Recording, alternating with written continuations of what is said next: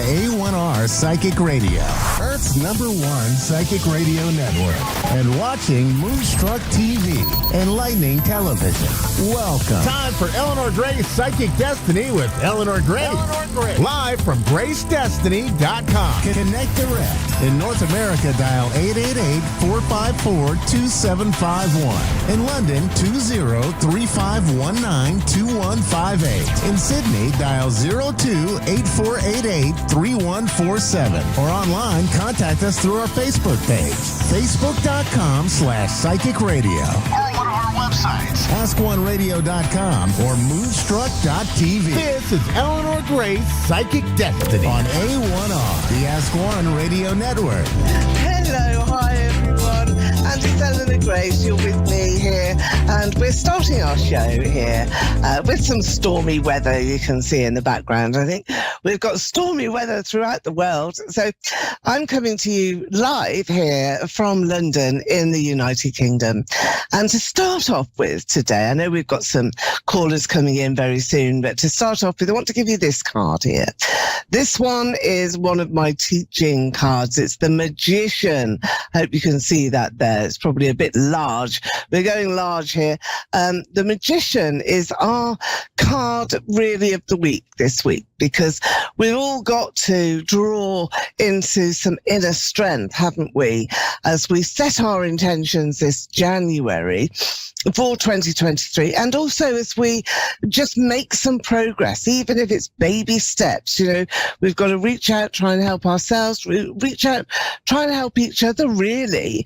And that way, I think, you know, you've got the formula for how you're going to bounce forward. Now, the Magician, this magical energy that's here, the Magician really does bring in opportunities that are unexpected. So I think that this week we can all reach out and dig a bit deeper and think, okay, where's my opportunities? You know, what am I going to have to deal with over the next few days? And let's hope that it's good news and good opportunities that are coming your way. And remember, we've got the phoenix out the ashes. You know, whatever is negative, whatever has gone wrong in your life, and let's, you know, look at last year and think, okay, that's a closed book now. Let's try and move forward with some of those energies that we're bringing into the show here. So the Magician being that sort of very productive energy card, that sets us going, that starts us off, that starts us with, you know, a really sort of pristine moment where everything can be, you know, really progressive. Now we've got Margaret here in Glasgow. Hello there to you, Margaret. You're through to Eleanor Grace. How are you here today? I'm fine, thank you. How are you? Yes, good. I hope the weather is treating you a bit kinder up there in Scotland than it is in the USA at the moment. So we've got this theme of stormy weather, and I think that the people who I'm reaching out to today have also got stormy weather in their lives too. So I hope that we can resolve some things for you. Now, I want to give you this card here. This is all about, you know, hot air, bit of bad news, some difficulties that you've perhaps experienced. And this is all verbal. It's all, no, let's have a chat. Let's see what's happening, see what's going on. So I feel as though crosswords is around you at the moment. And, you know, these are perhaps lingering as well. They're coming through from an historic place, and maybe this is a time to revisit some of those issues with family members or even with work colleagues. Now, work colleagues do tend to be coming up here. Was that your dog? Oh, how lovely. Work colleagues here. Are you in a sort of tense situation, let's put it like that, with either work colleagues or close neighbours? That's where I feel you've got this tension. It's around you, but not family, not, you know, personal stress. Would you agree with that? Yes. Well, Okay. they're not anything obviously to do with work, but there is some problems there. Is this around your neighbourhood as well? Yes. It seems to be close by to you, and it's always a worry. Always a worry because, it just means that you're not feeling as confident either in yourself and in what you want to do. Well, we're going to change that. We're going to throw that away. Remember the magician that I've given to you. Remember how magical that position is, because with the magician, you can just change anything, really. So unexpected opportunities are knocking at your door. And here, you have got such a lovely card. This one is all about you taking hold of your own power and you taking hold of your situation and making it, doubly better than it is at the moment. So there's an offer coming to you.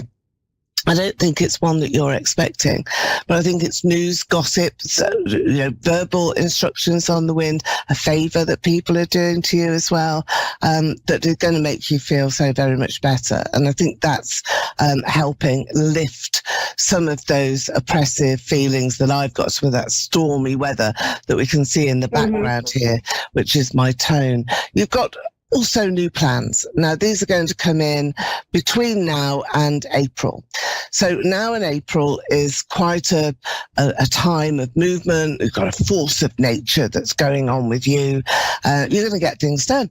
And you'll do that by making sure right now that this January you decide exactly what it is that you want from this year, what you want from yourself. I see you closing doors behind you, opening new ones. It's symbolic. It's this seesaw. You've been weighing things up. You're on a seesaw with nobody. There's nobody sitting opposite you. So you don't have to convince anybody. It's just yourself. Do you understand that you're having this internal dialogue with yourself? Do you recognize that situation? We all do it, I suppose, don't we? We all have this inner chat and think, what am I going to do next? What's coming in for me? I want this, that, and the other. Or I wish. Those are our favourite words, aren't they? I wish I had this or that. And then it can project onto somebody else's life as well. But we're talking about your life here. Do you have boys around you? Do you have sons here? I have a grandson. Ah, that's who it is then. I think you've got another one coming. Are you expecting any sort of news like that this coming year? Because I've got a baby boy, baby in arms here. This is coming through from spirit. So there is a child in spirit. Okay, so you may feel that you're celebrating another birth, but very often the other implication is that there's a soul in spirit, that maybe you lost a child or that you were connecting through to somebody else who's lost a child. But I'm going to give that to you. I don't feel that that's the outcome. I feel that you will be involved in somebody bringing this baby boy into the world. So watch out for that, because it's an important new life. It's an important new life. And again, close neighbours here. So some reconciliations are going to happen. Do you want to go into a business? Is this what you're struggling with? Would you prefer to work for yourself? I was working and I'm not able to work anymore, but I've been doing creative stuff. Right, so and I'm hoping to eventually start up my own business. That's what I felt, that it's creative energy that is around you, which is abundant, by the way. And it's those hobbies, it's those interests that you're thinking, well, okay, I can do that. I can adapt. I can, make sure that I've got other options. And, not everybody can work in the way that we used to. We have to adapt our lives. We're not as fit and young and healthy as we once were. And time is short for all of us, and it's nice that you can think now outside the box, I have to say, with your creative energies to try and bring something else in. Remember this a magician. The magician is working really well for you and bringing in a sort of sense of destiny. Perhaps this was something that you've always wanted to do, something that you wanted to do when you were so very much younger as well. Well, now's your chance, your opportunity. Between now and April, it seems to be a setting up time, you know, where you can really get to grips with what has to happen and maybe sort of decide on the creative path that you want to go down and open up avenues as to how you can produce your products or your services and present them to the world, because you've got the world out there now with the internet. It's not the local market anymore, is it? Yeah. So you've got a big expansion. Now let's see what this card brings you. Now there's somebody helping you. This will be somebody that you perhaps need a bit of information from, or some tuition even. It's a younger man, so perhaps somebody who's more involved with the digital age and is going to be able to make things happen for you. But it's advice and it's well-intentioned. I don't see money transactions, so I don't feel as though this is something that you're paying for. I feel that this is a person who wants to help you, wants to bring that through for you. Now, I have a man in spirit with you. He's walked into my room. He's a very personable character, a very good-looking person as well. He seems to be strong in his intention here to get a message to you. So I feel that he was a strong man. He's been in spirit a while, I feel, so he will be in your ancestry line. Now, when we talk about ancestors, it's not necessarily a relative. I've explained this many times. It can be somebody who's in your soul group, so your soul family, not necessarily your blood family. This is sort of guides that take you back. Now, is it your father that's in spirit? And there's also a man that was closer to you than him? My stepfather is in spirit. Yeah. And as far as I know, my real father's in spirit. Yeah. Okay, so that's why I'm getting the father and then somebody that was closer to you than him. So your stepfather was actually your father, I think, you know, raised you and gave you the confidence in yourself that you need to have.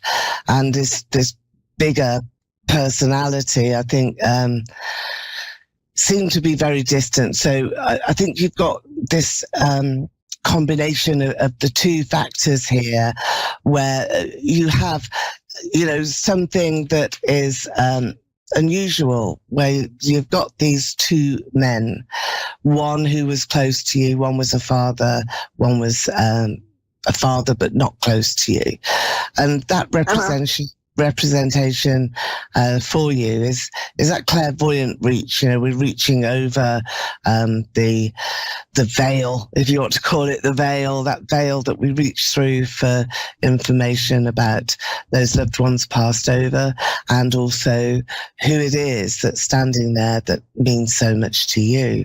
And they're there, and they are really sort of sending big sort of pushes. It's like a push of energy.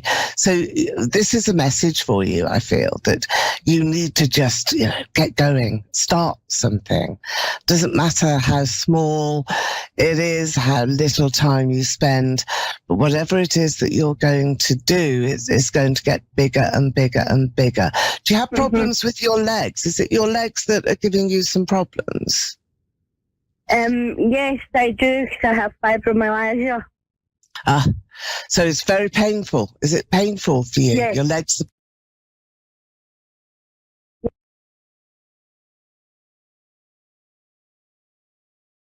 I don't know whether you've done it yet, but this is like a complete change in your diet, that you're going to be eating lots of different things that are going to help this, going to make this go away, because it's so hard for you, so uncomfortable. But changes in your diet, look into that, because I've got lots of different things, like, you know, ginger and rhubarb, and I'm seeing all these different fresh vegetables. I don't know what you like. Blueberries and porridge, lots of oats as well are there.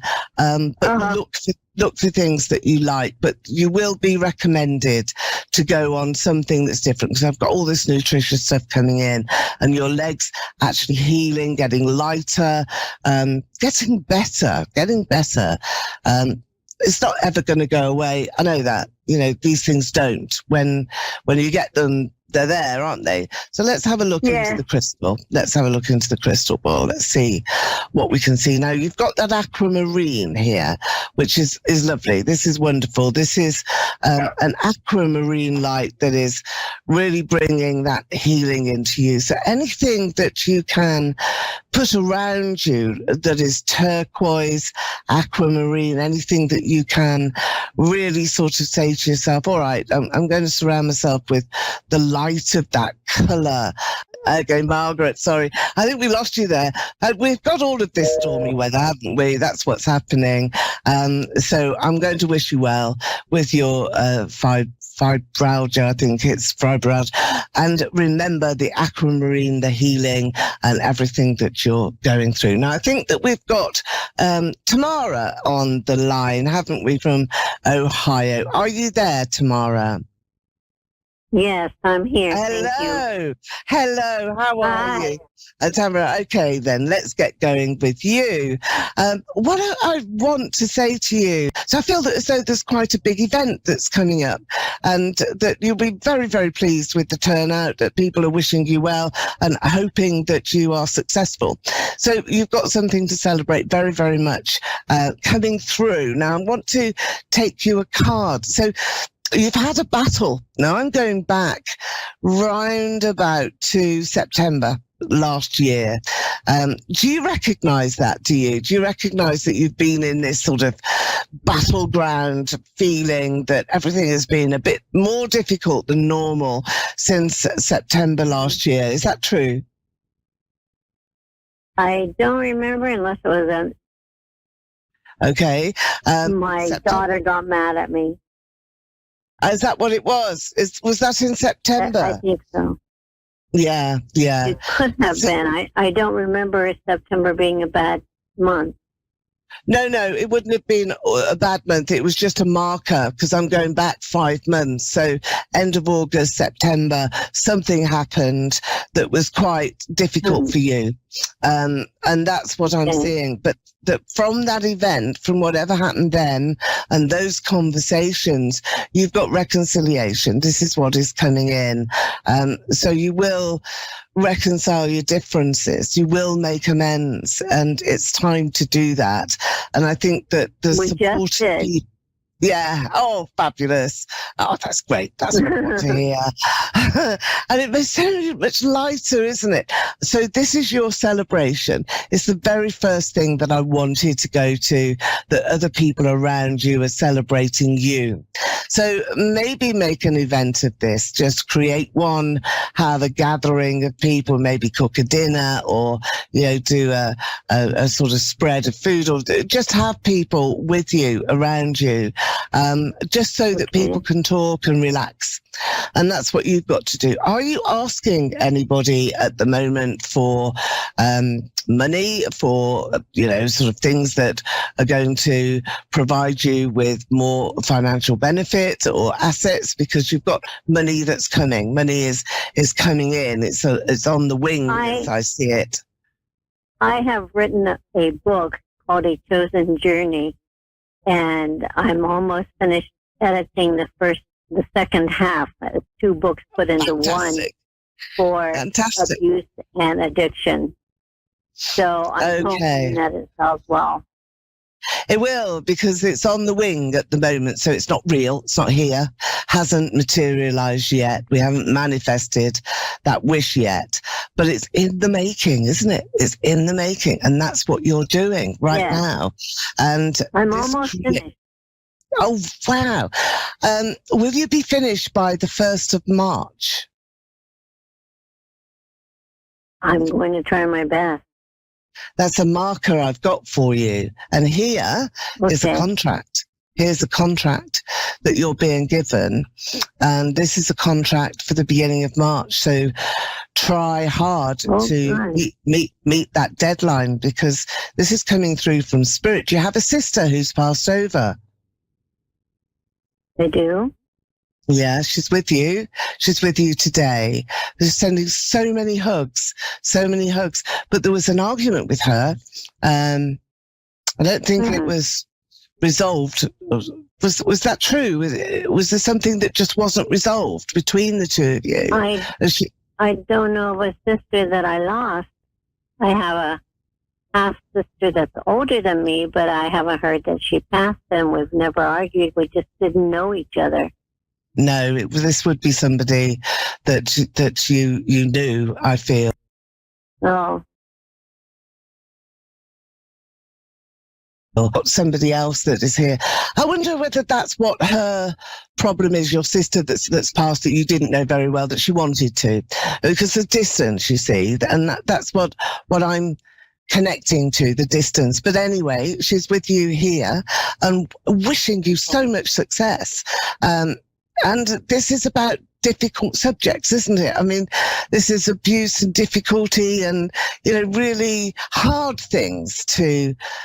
Yeah, Margaret, I think we've got all this weather around us, stormy weather everywhere, and I just wanted to. You're still there. I wanted to go back to the book that you're writing and the difficult subject that you're writing about, and just to say to you that your sister is with you and giving you a lot of love and encouragement. Everything is coming down the line here for you. And what I want to say as well is that you must be writing the words here in a very delicate tone, that you have a way of communicating in the written word, which is quite maternal, wanting to mother people a bit and show people what they given to me need to through do. automatic writing. Really? I'm not writing it. No, Writing. okay. Yeah.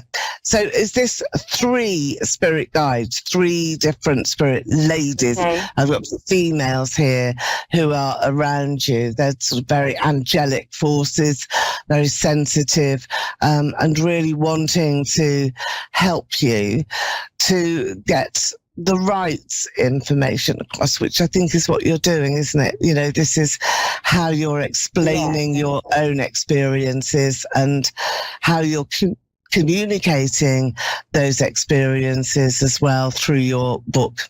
It will be successful. This is the money that I've got coming along in the future.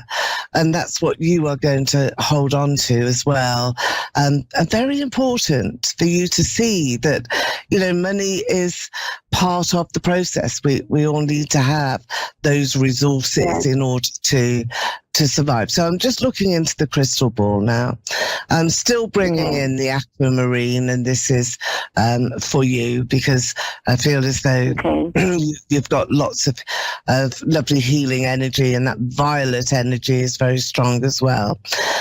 In your crystal, Margaret, I do have connections that are north to you. So I'm seeing that you've got an arrow. I don't know whether you can see it or not, actually, on the show, but there's an arrow that I'm looking at right into the center of the crystal.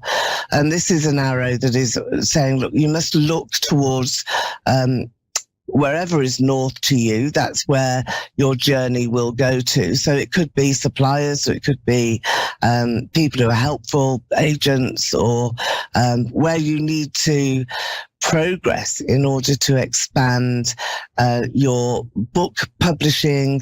And I think there's another book as well that comes into this. But yes, I've written 3 books. Yeah. That's why I've got the 3 guides then. So you have the three angel spirit guides who are going to be taking you through each one of those which one of those books. So it's a very, very difficult pathway for you, but you've managed it. I mean, you've done it. You've got to a point where you can almost sort of put your pen down and say, okay, from the beginning of March, that is my deadline. That's when I am going to be ready. That is what I'm going to do. I will finish by March. Yes, do that. Does my son or my father come through? I did have quite a lot of connection to spirit, but it was more your guides that were coming through who are helping you to write. Your father... My son loved that book. He said, Mom, that's going to be a movie. And I was told that it's going to be on Netflix. Ah, right. Well, this is where spirit guides coming in are going to uplift everything and really make this happen for you. But it's the sensitivity of your writing that I think has got the key to it. The males around you, I think, are very distant. So you need to perhaps be calling them to you. There's been quite a few interruptions. It is a stormy weather. I have been. You have been. My son 7 years ago, and I've been asking him to come to me. Yeah. I think you watch out for your dreams tonight. It's a bit later on. The initial of D is with you. So is there somebody, David, that is around you? The initial B? No, D. D for David. D. Yes, D. Daryl, my son. That's my son. Is that your son? Your son's David? Yes. Oh, no, Daryl. Sweetheart. Daryl, that's what it is, Daryl. I couldn't hear you properly, but yes, he's with you. So it's sending you his name. Isn't that sweet? Isn't that lovely? No, Margaret, he had kidney dialysis. Okay. We've got to go. I'm so sorry, but come through for a reading if you want to know more. And it's Eleanor Gray saying cheerio, and thank you to Spirit for coming through tonight. This stormy production show and stormy weather everywhere across the world. But I will see you same time here, same place next week. Bye, Margaret, and I'll see you then. Bye-bye.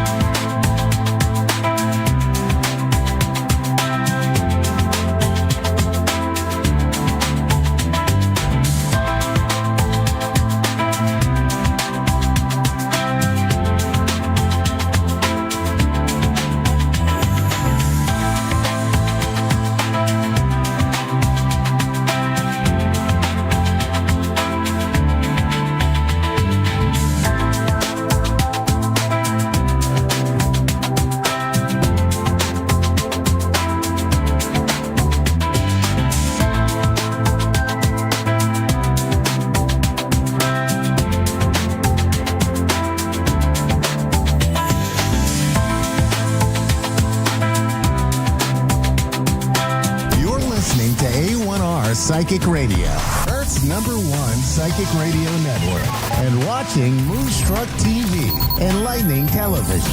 Welcome. Time for Welcome Your Woo with Psychic Sarah Jane.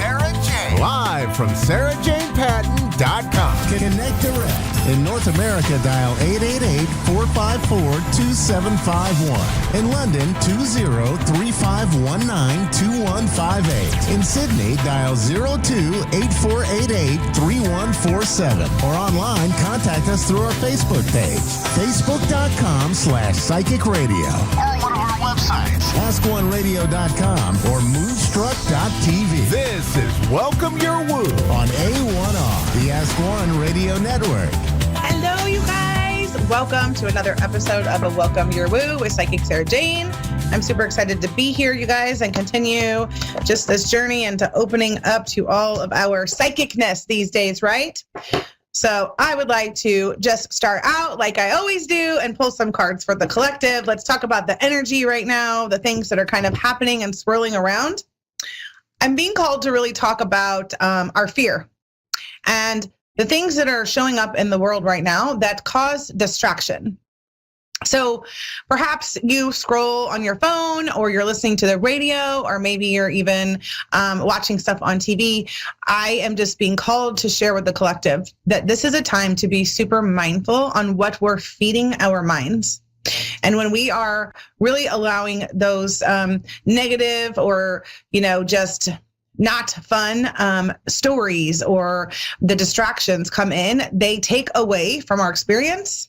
And they help us take away from our focus. And they also don't allow us to be a clear channel for spirit. And what I've been noticing is that there is a lot of people opening to their psychic gifts right now. I know that I came here to teach other people how to tap in. It's one of my zone of geniuses. And what's really interesting is after having taught these classes for many years and, coming into my gifts, probably 6 years ago when I knew what they were. I had them all along. I just didn't know. I noticed that you can still continue to open. So your girl over here thought she was as psychic as she could be.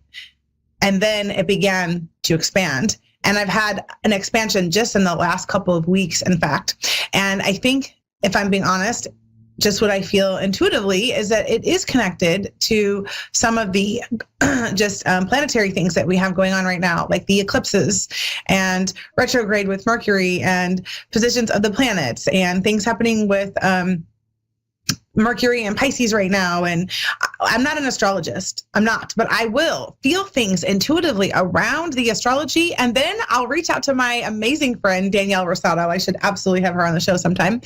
She's an incredible astrologist. I'll text her and be like, hey girl, here's what's going on, or this is what I'm feeling, or this is what I'm thinking. How does this correlate with what's happening in the planet right now? And then she'll fire back with, girl, you're literally describing what is happening in the planet right now. So I always find it interesting to see how my intuition aligns with what's happening from a planetary perspective and an astrological perspective. And so what I want to say is that I'm super clear that the veil is very thin right now, and that a lot of truths are coming to the surface. And as a result, it's causing us to enhance and experience our psychic abilities in a way that perhaps we never have. And I am not excluded from that. So I've opened up to another level. My clairaudience has been so on point. So clairaudience is when you can hear. Sometimes I reference myself as the singing medium, because one of the ways that my guides communicate with me is through music. But what I do know is this: the number one way to connect and to tap into your spirit team, to your guides, to your past loved ones, is through the signs and synchronicities. They will leave you numbers, they will leave you symbols, music, and different ways to connect and communicate if you're willing to listen. And this has been on an amplified level lately. So if you feel like you've been getting signs or seeing numbers that are repeating constantly, the numbers 222, 223, you're not making it up. It is happening, because that is how they're trying to connect and communicate with us. And because the veil is thin and because more people are opening, it's allowing us to receive more of those psychic awarenesses and psychic intuitive hits. I'm very excited to continue teaching this work. I'm excited to offer what used to be a 6-week class. I used to teach a class for 6 weeks on Welcome Your Woo. I'm still going to have that, but I'm kind of reshifting things around because I've really looked at what the collective needs. I'm excited to host a master class called Welcome Your Woo, where I will dive into the basics and the foundations of tapping into your psychic abilities. I always tell everyone, before we can start opening the channel, the first thing we have to do is ground and protect our energy and really know the ins and outs of our etiquette when it comes to psychic awarenesses and tapping in and asking for permission when we are reading people or other people's energies. So that is the foundational pieces of Welcome Your Woo before we even allow ourselves to be a clear channel and open to that. I'm excited to be hosting that in the coming weeks. So make sure that you check out my Facebook group, which is Welcome Your Woo with Psychic Sarah Jane. Or go find me on just my regular page, which is Sarah Jane Patton, and connect with me over there because you don't want to miss out on this, especially if you have really been considering taking any type of courses or classes to support your intuitive and psychic development. I'm your girl. It's my zone of genius and I love teaching it. So check it out. Let's just do a quick card pull here for the collective and see. So this card flew out when I was shuffling just a moment ago. It says plunge, don't hold back. It's time, go for it, dive in. So if you've been feeling the call to launch a project, to dive into your psychic abilities, to perhaps explore a healing modality because you want to offer that to the world, this is your indicator that it's time to just take that leap of faith and jump right in. Oh, goodness, because we also got the sweet waters, sensuality, romance, enjoyment, fertility, and balance. And what's coming through around this card is this is the rise of the divine feminine. When the divine feminine heals, the masculine goes with her. So when she heals, he will heal.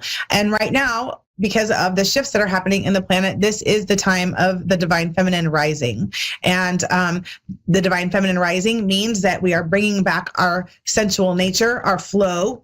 It means romancing ourselves, being so in love with yourself and becoming so whole that any relationship or partnership that you get to experience outside of yourself is there to enhance your experience. When we think of fertility and we think of balance, fertility, like what do you want to create? Fertility is creation. What's something that's been incubating inside of you that's wanting to come out? You guys, a lot of us have had ideas and projects that have been marinating for a while, some for a few months, some for maybe even years. I'm not excluded. That is totally my experience as well. I've been marinating on something since, or I would like to call it incubating. I've been incubating something since 2020. And here I am 5 years later. Something that's been sitting on the shelf has suddenly got all the missing pieces to the puzzle coming together and showing me exactly what I need to do to go create. So this is happening for a lot of us because we are being called into the sweet waters. We are being called into creation, and our divine feminine energy is here to create. That's what we do. And when we are held in a solid foundation, we can create from a state of flow. And that's where our balance is provided from. Because when we have that solid support and foundation along with the flow, that is balance. So this is just a reminder that dive in, do the thing that you were feeling called to do, and trust that you will experience the sweet waters from your experience. All right, we're going to go ahead and take a caller. Our first caller today is Mark in Portland, Maine. Well, actually, I'm in Farmington, Maine. But that's fine. Well, you're in Maine. Hi, Mark. How are you today? I am very good. It's kind of chilly, though, kind of 37 degrees, and the wind's blowing 15 miles an hour. Yep, that's a little bit chilly today, I would say so. It's a little warmer here in St. Louis. So what can I do for you today? Would you like a general card pull, or do you have a specific question or area of that you want to cover today? I have a specific question. Okay. I have worked on my ascension a lot. And I worked on it with the Lemurian father, which is Adama. And I am supposed to, as near as I can tell, ascend in 26 sometime late in the year. I would like to know if I can do something. I have mistreated my I am presence, and I would like to know if I can do something to rectify it. Mark, I really appreciate your ability to come in and speak so authentically, because these are topics that not many people are willing to talk about. And I want to just say I believe in divine orchestration, and I'm your girl, because I talk about ascension quite a bit, and specifically around our Lumerian starseed energy. And I'm very, very connected to the Lumerians. Like, I could do like a whole show on itself in regards to my connection to the Lumerians. But what I'll say to you is this, and this has come up with quite a few people that I've been working with lately. So I actually have done some hypnosis, and in my hypnosis, I specifically asked around questions around ascension and the things that you are speaking of right now. And here's what I know based on my higher self channelings and what I just intuitively know to be true. Many of us are seeking a timeline or a time frame as to when ascension occurs, but ascension is a process, and it's not a destination. It is an elevation in our consciousness. And the only thing that we have to do is keep returning to love. Anytime we're not in a space of love, we've just become separated from it. And so I want to just honor the fact that you're able to acknowledge that there's some places that perhaps you weren't true to yourself. But I also want to invite you into a space of being compassionate for yourself. Can you give yourself the same gentleness and the same compassion that you would offer up to other people? Because in truth, we have to give that to ourselves first, including forgiveness to ourselves, before we can give that to anyone else. And so that's what I feel like the message for you is today, Mark. I'm going to pull some cards and just see what the cards have to say and channel some additional insight. But intuitively, and just what I know to be true and my own knowing, that's what comes through immediately. How does it feel to think about not seeing it as a timeline and just knowing that it's an elevation in your consciousness and trusting that you're on the right path? I really, really appreciate that. Yeah, I think it's that we really can amazing. actually get stuck in a state of fear when we're worried about the time frame of when everything is going to happen. But if we can stop focusing on the when and stay present in the now, what I have been called to do is tell people, create your heaven on earth now. We don't wait to get there. We don't wait to go there. It's not a place. It's not a destination. It's an energetic elevation in our consciousness. And so when we all begin to do the self-love that we're being called to do, we as a planet will elevate together. Does that make sense? Yes. Okay. So the first card you have, which is so just going to validate on point for me about you and the energy that you're bringing to the call today, Mark, you have NCAL, which is healer, seer, priest, priestess, priestess, and soul purpose. So this is just validating to me that you absolutely are you are a healer of some type and a seer of some type. And so really honing in on whatever your gift is, even if you're not clear on what it is, then start asking your spirit team to define that for you, to give you the clarity, to show you the path. Just ask for the doorway to be open and trust that it will be. But you are a powerful healer that came to make a ripple effect in the world. I've been a Reiki master for 10 years. And I've enjoyed it immensely when I've been able to do it. But right now I don't have any clients. No one's coming to see me or anything. So, and I put up posters in town, but. So the next card you have is the Sirens, use your voice, expansion, and freedom. So this just takes me into to piggyback off what you just said. Is that's what's being called for you, Mark, right now, is to stand in your truth and start. If you've been a Reiki master for 10 years, then I know that you know how powerful life force energy is and how healing it is, and that it is the way of the new world. What I will encourage you to do is start encompassing, if you haven't done this already, your crystals with your healing energy. Because when you start using rose quartz and specifically clear quartz and Lumerian quartz, with the life force energy. It's going to amplify the healing.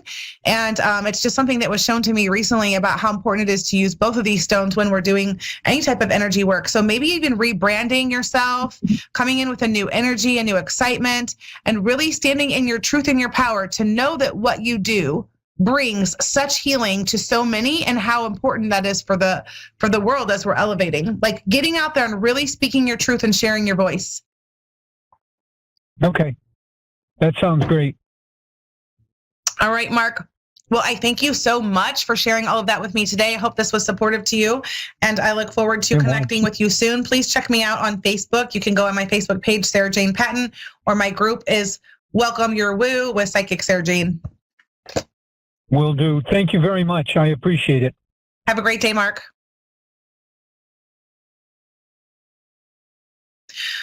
All right, you guys. So this is just a great reminder that many of us are experiencing these ascension symptoms, and perhaps that's like a segment we could put on the show and dive deeper into what ascension is. But truly, you guys, ascension is not a place that we go.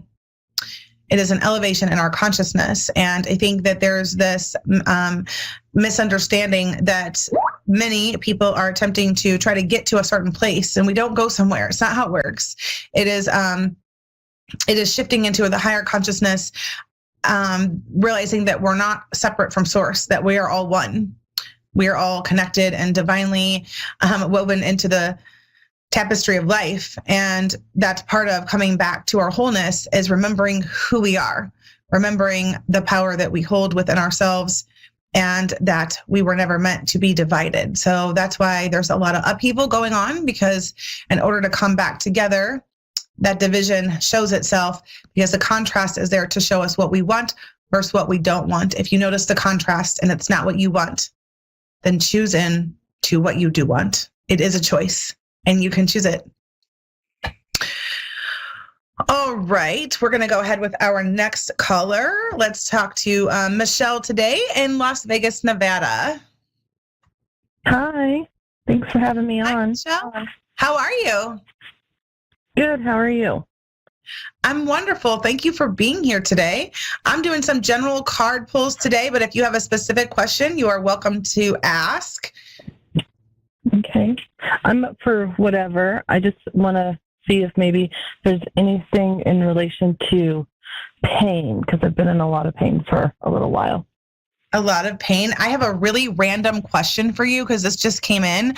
Yeah. Do you remember the singer Amy Grant? I don't. There's a song I'm hearing from her. I randomly had her drop in. So just put that in your back pocket. I don't know what the connection is or what that means, but Amy Grant is what I heard. I'll look for it, because I was a concert promoter for a long time. Say that again? I was a concert promoter for 25 years, and I still do stuff with music. For 25 years. Okay. I was also hearing Mariah Carey. Mariah Carey. Baby Baby is the song I was hearing. I'm pulling cards for you, funny. So I'm going to read those in just a moment. But that's just, as soon as you came on the call, I was hearing Amy Grant and Mariah Carey. Okay. So you were specifically asking about the pain that you have. Can you tell me a little bit more about that? I have pain I have like symptoms of trigeminal neuralgia in the face, but I can't tell if it's from a tooth that's causing it or not. Okay. The first thing coming through is perhaps seeking a medical medium may be supportive to figuring out what's going on in the physical body. I did pull some cards for you, and the first one that you got is the rainbow, and it says sweet relief. So I do feel like relief for you is coming. I don't feel like this is permanent. It's temporary. But I always ask people, like, when we have something that's going on inside the body that's causing a disruption, or as we sometimes reference it as dis-ease, right? Our body is in dis-ease. listen to what it's telling you. Like tap in intuitively and feel. And what is it telling you? And remember, the first answer is always the right answer. So sometimes we don't know, but I think there's an invitation for you to get still and listen and ask your body like, hey, what's going on and what do you need? And then act accordingly. I think that we forget that this is something that we have available to us, that we can ask the body what it needs and then listen and then act accordingly. Like we don't even realize that we can do this. So there's an invitation for you in that space. Also, I feel like there may be some shifts. There are some things going on in your life right now that is causing big change. I'm not really. Has there been a contemplation about change? No. So I'm a channel and I have all abilities. And so I do a lot of healing work for people. And the only thing is if I'd rather give up helping others if I can just get out of pain. So that's the only thing that I've been thinking of, but I don't see it happening. So I do see change coming. There's a big change coming, and I can't tell you what it is because I'm not super clear on what. They're not showing me what, but I am just seeing big change coming. Are you familiar with Dr. Joe Dispenza? Yeah. Well, I do frequency healing, so that's my modality that I am efficient in. Mm-hmm. So of course I would bring up Dr. Joe then, right? Yeah. Right. Along with Mariah and all the other ones, because it's all music, it's all frequency. Michelle, I am all things frequency. I have been tapping into so much frequency lately. I have a Healy device that I tap in with music, drumming, awesome. Crystal balls. Did you get the AHA Halo one or the spooky? So, well, what I want to say is this. I would recommend, and so you're a healer. You can heal this. You know you can heal this. And sometimes we get placed with our own dis-ease or discomfort because we're like having to be true to ourselves, right? We're doing it to everyone else, but we have to remember we can also heal ourselves. So if you're always showing up for the healer and everyone else, I feel like that's the problem. I'm sorry? I said most of the time when I feel pain, it's everybody else's. And so that's why I'm always like, yeah, I can clear the pain, but every day it's something different. But the pain will resonate within the body. Protect your energy with great intention? Mm-hmm.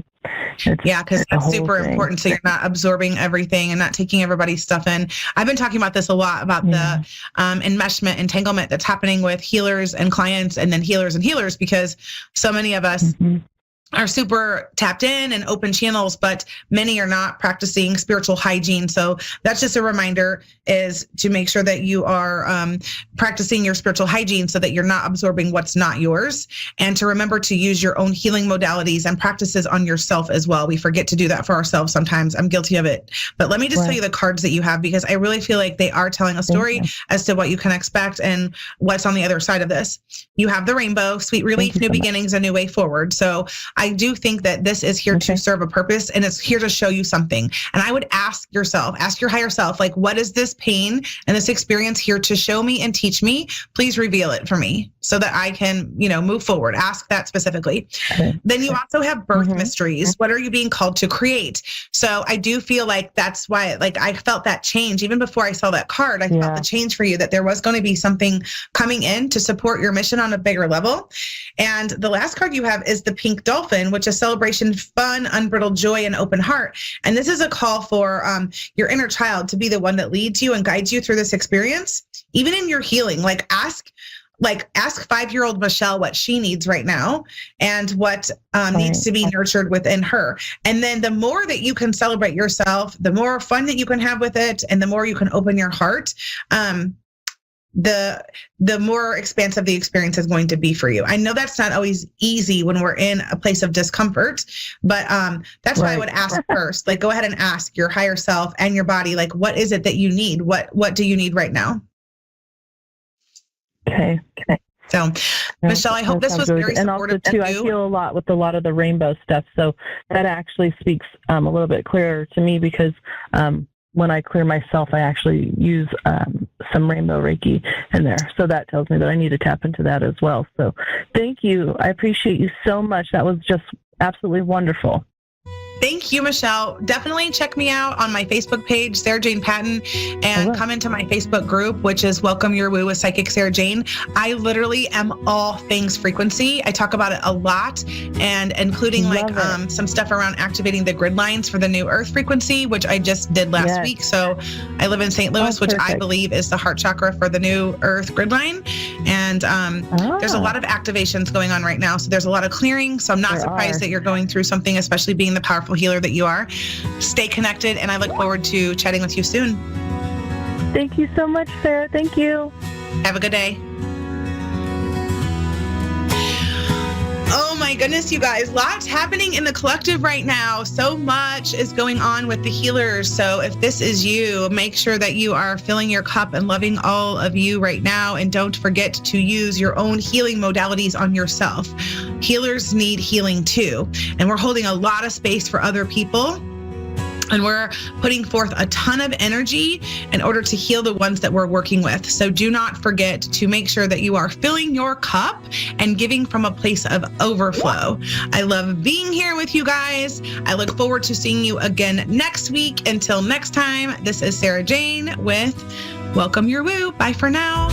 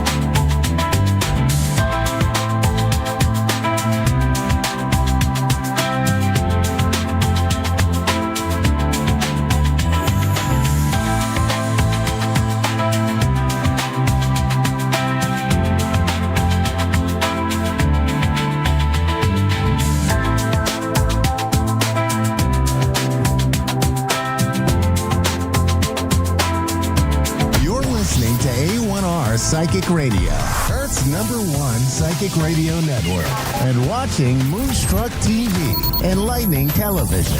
Welcome. Time for Soto Tarot, exploring your intuition with Eric Soto. Eric Soto, live from SotoTarot.com. Connect direct. In North America, dial 888-454-2751. In London, 20-3519-2158. In Sydney, dial 02-8488-3147. Or online, contact us through our Facebook page, facebook.com/psychic radio. Or one of our websites. AskOneRadio.com or Moonstruck.tv. This is Soto Tarot on A1R, the Ask One Radio Network. Hey, it's your friendly neighborhood tarot psychic, Eric Soto from Soto Tarot.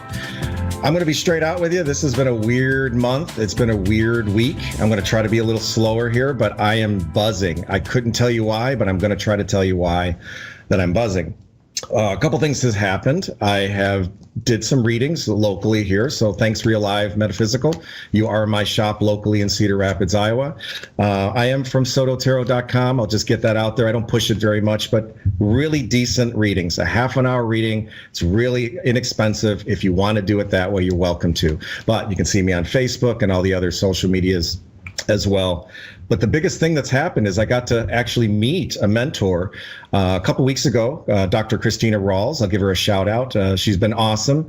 She did a little trans physical mediumship there, and we've connected very well. We have a lot of similarities. So that was something I asked Spirit to bring a medium. I always say that I do a little bit of mediumship. I'm practicing and dabbling around, but that's not my forte right now. It's just something that will come up, and it's part of my intuitiveness. And I don't like to say that that's me. It's not me yet, but I believe that I'm down that road. She did a great job. I think we're going to be connecting here in the next few weeks, a couple more times, and she can get me on that road that I need to be. So stay tuned. If you want to know all that good stuff, look at SotoTarot.com. It's my name.com. It shows you where I'm Facebook friendly all over the place. And if you're in the Cedar Rapids area, I frequent Real Live. I'm around the town. People who know where I am, they know how to get a hold of me. But that's neither here nor there, nor is my deck. As you know me, if you've watched, this is my third episode, if you're keeping count. And I won't say the date because who knows? What date is it really? But honestly, the third time I'm here, I talk about tarot, right? It's my thing. It's something that I did. It's something that I still do. But we connect on such a more personal level. There are so many ways, scientifically, spiritually, physically, that we connect, that we've lost a lot of that. And ever since 2020, then that big C word that we won't talk about happened, that brought us a lot closer, believe it or not, even though we were farther and we weren't able to connect. That's why Zoom was invented. We had all these social medias that came out and it exploded because people want to connect. That's our biggest passion, and that's what we're made to do here in this life, is to connect with each other, show love and compassion, understand the world a little bit, and that's why I'm here too. I'm going to show a little bit of that. I do use cards. Sometimes I don't, and things may just pop up, and I'll tell you when that happens. But it's just the same connection that we all have already. Some of us have been doing it since we were born. I've technically really only done it since my mom passed when I was 17 years old and she was 38. Ever since that moment, it really took on. And I've had a connection that's grown on many different levels that it's very difficult to speak to other people about this unless they understand it as well. Not that I'm anything special. It's just I'm somewhere in the middle where I'm still doubting and still understanding. And in the meantime, while I'm understanding, it makes sense what I can physically understand and spiritually understand on my end. And the stuff that I haven't reached yet, I'm still that doubter, which is good and healthy, right? You should never just believe anything with AI out there and all this other stuff that can be copied and pasted and reorganized. Unless you see it for yourself, don't trust anything that I'm telling you tonight. I'm only suggesting it. I'll never tell you that this is what you must do. I'm only suggesting, based on what's going on right now, that this is your choice, and ultimately you have free will. Anybody good in this field will tell you that you have free will the whole time. And you should lead by love, because it's a short life here, right? There is another side. I do know that other side, and I'm learning that other side. But while you're here is where it counts. This is where we make the count. This is where we make the connections, and this is where we learn how to be with each other and coexist, right? I will be doing some readings today. I'll have probably 2 readings today. Again, I will, if you want to know more of my story, I'm going to start posting more. I know I've been absent, but that's the buzzing going on, right? Just this morning, I had a weird dream that I know it wasn't a dream. That was one of my spirit guides that came up right to my face again, and they were glowing, and I think it was a female, and she was telling me that, why haven't you called me? Why haven't you called on me? I'm right here. So that's a wake-up call for me to start understanding that it's time to be what I need to be here. It looks like I have Gina, my first caller, in Cherry Hill, New Jersey. Gina, if you're available, give me a hi. Hi, how are you? Very well. How are you today? Okay. Good. So, as I say, I use a deck that I made back in 2015, but that's neither here nor there. We can connect in a lot of different ways. You can say something that you wish to ask for or ask about, but I like to connect at least on the first level and see if that makes any sense to you where we are. This isn't a reverse form, and if you don't know tarot, it doesn't matter. They don't look like tarot. They just look like pictures that are pretty. But this is a King of Cups reversed, and when it's reversed, it tells me it's the ice cube getting put into the glass. It has to do with emotions. So somebody is drowning a little bit in their emotions around you. Not necessarily you. I won't say it's you, but this is just the feeling of somebody's having a little difficult time dealing with their emotions. And they may be trying to use other forms to dampen those emotions, or they might be using something in a form of a drink or of another substance to kind of get them back on balance. You don't have to answer that. I'm just letting you know that if that makes sense, or if that's what you're asking, then we're going to connect on that as well. But go ahead and ask what you wish, Gina. I'm just hoping you have some kind of insight on my future, my financial situation. We can do that. We can do that as well. I'm still going to hold this here. Does this make sense? Somebody around you? I'm not saying that I know this is a G-rated movie or a G-rated show. I always say movie because it looks like a movie every time I see myself. But it is a radio show, and it also is a TV program, right? This means that somebody's just having difficulty dealing with their feelings. So they're looking for some way to comfort, meaning that they may not have someone around them that's comforting them right now. Does this sound familiar? It could be you, but it could be somebody real close to you. Yes. Okay, so we'll leave that there on the side. I don't like to pry because you're asking something else, but I want to let you know that that's present, and we can touch a little bit on that. But you're asking on a financial future. Financial future, wow, had it reversed here, but it's the same. It doesn't matter because it's the Wheel of Fortune, or the Wheel of Fate that I call it. There's no right side up for this. This just tells me free will. And free will has to do with, we have a chance now. We don't have many times in our life, but there's big ones that happen. And when things like that happen, I'll go back to maybe what I was explaining to about this person with dealing with emotions and not knowing how to deal with them. Wheel of Fortune comes up when we have a time where we can make decisions. We can go fork in the road, right? We can go either left path or we can go to right path. And when that happens, if we choose wisely, we know usually which is the right path. We just sometimes we're a little stubborn and we decide, well, I'm going to go down this path anyway. But if we do go down the right path, our future changes. Our perspective changes, our results change. So what might have been dry now becomes fragrant and becomes fertile. If we decide here, this is the time I'm going to let someone into my life, then things change. This is the time I'm going to let someone out of my life, things change. If this is something that I'm going to finally put together and deal with, then something will change. Now you're asking financial, so I will pull something else along that line, but it is going to be your choice. Some people think that I don't have a situation, I can't change money. It's not all about the money.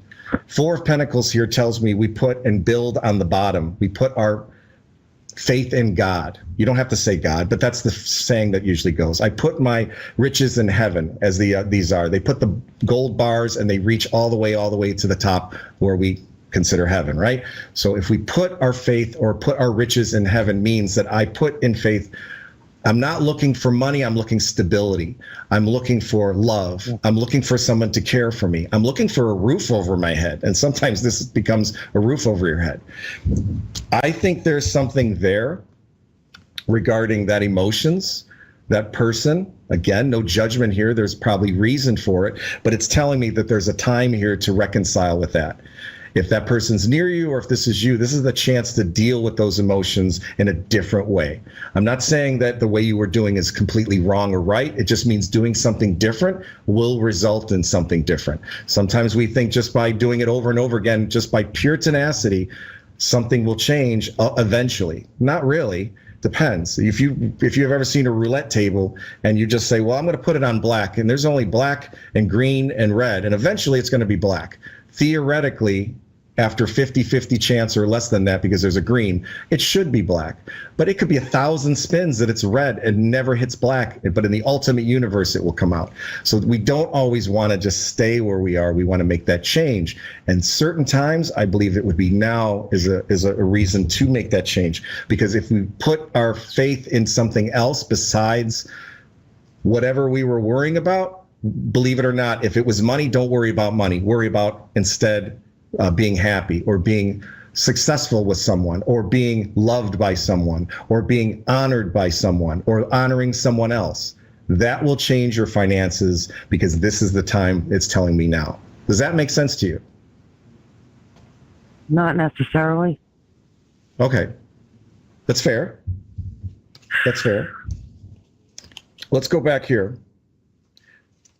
Are you working right now? No.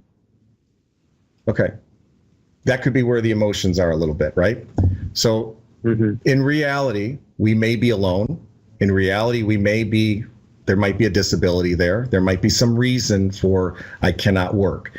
My advice to you is still, it's how you perceive that. If I see that in a different perspective, then I can make that chance where I put my faith in something else rather than I need a job. If I get a job, that's going to solve everything. Not necessarily. You're now a slave to that job, and now you have to be there 9 to 5 all the time and what have you. There may be other ways to have finances taken care of. There may be other ways to be taken care of or bills paid or be loved by others. That's something that I'm not going to tell you what to do, but I'm telling you, this is the time. There's probably a decision here right now that you've had that for whatever reason, I'm not saying you're sitting on it, but the Hanged Man, okay, I'm going to tell you, you're sitting on it. It means being on the cross. It means waiting. I'm waiting for something spiritual happen. Please give me the lotto numbers or something of that nature. This is not, I mean, I'm joking, but I also mean that. We don't wait for things to happen. We have to sometimes ask the universe to do that. Please send me someone that I care for. Please send me an opportunity to do something. I want to feel wanted. Even if it's minimum wage, something. Let me feel like I have worth. You have to get off that cross, and there is a time that this is the time. And I don't know what that is because that would be a little bit of longer reading. But as we are right now, I would say this is something to look at introspectively. Think, what am I doing that I could change that will maybe take me off my emotions and actually be more of action? Does that make sense to you? Yes. Okay. I appreciate it. Anything quick else? All right.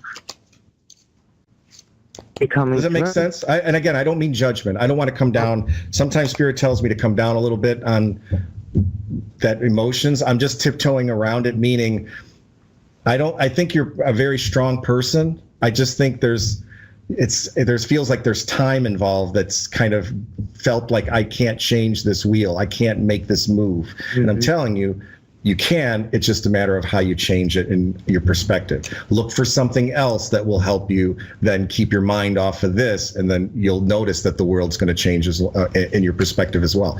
You will have money. You will be able to have a little more freedom or a little bit of breathing room. Okay. Hope it helps, Gina. If you want, drop me a line on Soto Tarot 6 on Facebook or one of my other social medias at sototarot.com. I'll follow up in a little bit. Give me a ring in a few weeks, and I promise I'll speak with you about this again. Thank you so much for your help. You're welcome, Gina. Take care. See you. Sometimes, before I take this next call, just hold on here, that we have opportunities that we don't realize. The world right now is very harsh. If you pull up social media, there is politics, and there is your friends, and there is your neighbors, and there's everything in the news telling you that you must do it now. And if you don't do this, you're not cool. You're not in the sight. You're not cool. In the know. You're not up with the times. If you don't hurry up and buy this now. And then we feel overwhelmed that instead of being that person to action now, we retract. And when we retract, we tell the universe, I don't want anything. And the universe goes, okay, I'm not going to give you anything. That's not how it works. We need to ask and assume that we will get and say, I need to make this change. Please give this to me now. I'm expecting it to happen, but it's also in our responsibility of how we ask that. Am I going to get $1 million from a lotto? Probably not. But will I feel safe? Will I have family? Will I feel loved? Yes. If I ask for that specifically, yes, I will get that. And everything else that matters, and maybe I might hit the lotto one day. One day. It's neither here nor there. It looks, I'm going to probably butcher this. It depends if it's a male or female. Regan or Reagan in Gold Coast, Australia. Is it Regan or Reagan? So you got it right. It's Regan. Regan? Regan, yes. Reagan. All right, we're going to do Reagan. So you got it right. Reagan in the United States. I can remember that one. With it, Regan. So with Regan, yeah. How are you? At least you're in the Gold Coast. Good, that's all that thank counts. you. I love Australia. One of these days I'm going to go visit Australia, so that's all that matters. Oh, it's not sunny and beautiful today, though. It's pretty gloomy and gloomy on the Gold Coast. It's still not Iowa. I'm landlocked here, so you still win, hands down. It's not Iowa, so I'll take yours anytime. What can I help you with? Do you have a specific question, or do you have something you want to talk about, or do you want me to pull a card and we talk about from there? It's up to you. Yeah, I'd love a card to be pulled, please, and talk from there, if that's okay.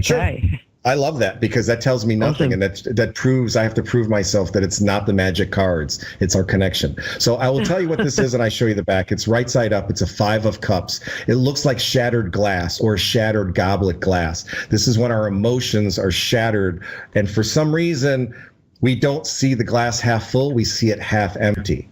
And I'm not saying that a perfect example was you're in Australia saying, it's gloomy here, and I'm like, it's not Iowa. Right? That's kind of what I'm talking about, but it's very similar. You have to look into around you. Anything that you can look at is never as bad as it seems. And I kid you not, yes. To a certain level, the more you understand life and the more you understand life after death, you will understand it's never as bad as it seems. You still will react. You'll still cry. You'll still knee jerk and get mad and angry and go through all the trauma that we go through when we lose people. But this is just telling me that there's something there that there feels like I'm looking at it wrong. I'm feeling this, and I really shouldn't be. Does that sound familiar to you? Absolutely, yes. Okay, so we're going to hold on to that. So. We're going to hold on to that. If you want to build on that, you very well might. It's your time, so I don't want to butcher it and push you to a different direction that's going to waste your time. But go ahead and ask, because I'm going to just pull this here and just stop and not say anything. But go ahead and tell me, what this has to do with? Relationships. You know what this card is? It's a 3 of cups. With a relationship. You know what I call this cup? This cup is a three ladies dancing in the autumn grass. Or the autumn leaves. So 3 ladies dancing is about friendships. 2 is a couple, and 3 usually has to do with friendships. This is telling me friendships is also about that loss or that feeling of loss around you. That is where it gets weird. So let me tune in here. Yep. So this is also, so you know, go ahead. It makes sense, a lot of sense, the friendship in that. In between, like an old. Okay. This isn't someone that's lost here over it, right? Because this card will sometimes mean friendship, but this card, specifically this person here, it looks more ghostly or more looks, I call them in spirit. It's sometimes somebody that's still part of you in spirit, but they're friends or family or some of that sort. But I don't want to lead you differently. Is this somebody that's passed? No. Okay, good. Then that's a friendship thing. Okay, so I want to make sure that that's clear. Yeah. But there is that feeling of sadness or wanting with what the 5 of Cups is. Good, because I don't like to go down that road if I'm not ready for it here. So this one here is 9 of Swords reversed. Normally it looks like a big dream of a dragon or something really eerie, if I can hold this correctly for you. It looks almost like a dragon mouth or something in your dreams that you kind of see weird. But reversed, it means it's kind of spiraling out. It's kind of meaning we're taking control of our thoughts. And usually in our dreams, it feels like we don't have control of our thoughts. That's some people do, they call it a lucid dream, when we finally can take control of our thoughts and our dreams, or control our dreams. So this is more of the control side that I'm having. I'm feeling where maybe I'm not in control because of that friendship that's going on here. And that's why there is that feeling of loss of something that I don't know if someone has done you wrong or if someone is just leaving you out of this. But it sounds like there was a group here at one time. And for whatever reason, that person is being missed or being longed for. Does that sound right? Longed for? No, not sure. Okay. It's like, it's a loss and that. Is this an old friend or a lover? It's a lover. Okay.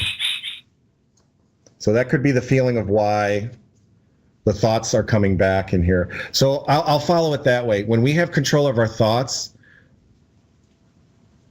and there's emotion involved, that's a good thing when we can control our thoughts, because emotion sometimes will take control. And anything of a relationship would tell me that whoever that person is outside that you have a connection still with, that three ladies dancing feeling, it feels like not that someone has moved on, but it feels like it's better understood now. Maybe why this isn't working or why this hasn't connected before. Before it might have been the emotions, right? There's the emotions of, you don't understand, Eric, I've lost this, or this, I wish this would have came back. It's the glass half full. The glass is shattered. What am I going to do? How am I going to feel this? How am I going to go on? But it's telling me also that your thoughts have come back to say, you know what, maybe now that I think about it, this isn't the right idea. This isn't something that I really should look back for. Or maybe I shouldn't be looking for it, and I should really think of those thoughts that are telling me, no, this isn't the right relationship again. There was reasons for it. Emotionally, yes, I might be hurt, right? Emotionally, I may be correct to feel the way I feel. But remember, I spoke this earlier, that it's always sometimes we got to think with our head and say, is this where I should be? Is this honestly a relationship that I should allow back into my life? Or is this somebody that I should cut off or not go back to? Is that sounding familiar to you? Yes, it does. Okay. So if you're asking, I don't know who the side is, or who that is the one that's leaving, this person here. You're going to speak up. What? Here, or who wants, it could be you longing to come back. But I'll tell you this, sometimes our thoughts are correct. Sometimes our thoughts tell us that we should be, I don't know why everything's going the wrong way. The Hermit card tells us we should listen to ourselves. We are our own teacher. If anybody is your best teacher, who are you really going to listen to? If I told you, Reagan, if I said, hey, to do this because I know better, and another person says, yeah, do this because I've got a PhD. And another person says, yeah, do this because I'm a relationship expert. Who are you really going to listen to? You're going to listen to you. Ultimately, you're really going to listen to you because you're the one that's living your body. You're the one that's going to ultimately make that decision. And the Hermit card says, you're going to understand why this isn't something, maybe that's why it's not, why I'm feeling emotional, why I'm thinking clearly now than I was before. And then think about that reasoning, and that will tell you whether, yes, maybe this is why we should go back, or maybe they're in the wrong, or no, this is why I am in the wrong, and I'm thinking clearly now, and yes, it's going to hurt. Yes, time heals, but right now it sucks. But let it heal, and fortunately, after time, it will make sense more. Yes, I can resonate with that. Okay. And I'm guessing this is about maybe somebody with you or somebody that you've connected with, correct? Yes, that's correct. Yep. Okay. Is that something you thought? Have you thought about that before? Usually when we come into a reading, it's something that you already know, but you're hoping someone on the other side is going to say, go for it. But you honestly know in your heart, like if it's a dead end, you know why it's a dead end. If you know why they left you, maybe it's because of what you did, and you know that maybe you had a reason to do that. And the same goes why they might have left you. Why I had to do what I had to do, and that's why I wouldn't fault them for not coming back. Doesn't necessarily mean that it's over and done with. It just means you're understanding that. Last part of this is a 10 of Pentacles. A 10 of Pentacles has to do with lineage. If it looks like a tree of life or seeds, it has to do with family. It has to do with connecting. And also, if I could say this in a dating relationship, it usually has to do with there's other fish in the sea, there's other people, there's other connections you can make. If it's love, there's friendships and there's other lovers that you can have. If it's somebody that's a father figure or a father to your child or so, and they're missing, it's still, there is that love that can still come and connect with. There's a strong force of family that I'm feeling for you, that you have some other connections that will fill in this. Remember the three ladies dancing? There's the other friends, the other family. And I still want you to just, whenever things get a little bit more emotional, think very clearly again, the reasoning why we're at this point. Why are we back at this point? What exactly happened or what's happening? And think again, is it something that I need to be connected with? Or can I think clearly this time and say, I need to think more clearly, and this is not the way I need to go, or I should let this just go and not chase it, because maybe that's not what is not healthy, or maybe it's not what I should be connected to. I need to still find love. Yes. Find that with your friends and family and others. Do I still need connections? Yes. And believe it or not, you can still have children other ways too. It doesn't necessarily have to be this way or that way if that's something that's in the mix.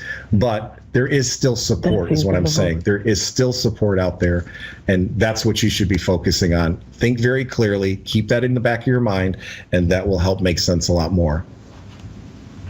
Do you know what's funny? The question, like what I put it out for originally, I had like something deep inside me that I just don't let out, like about my family and my dad. I found out I've got another dad, and that you just, in that last bit, you've just turned it, and it's been actually about what I didn't tell you.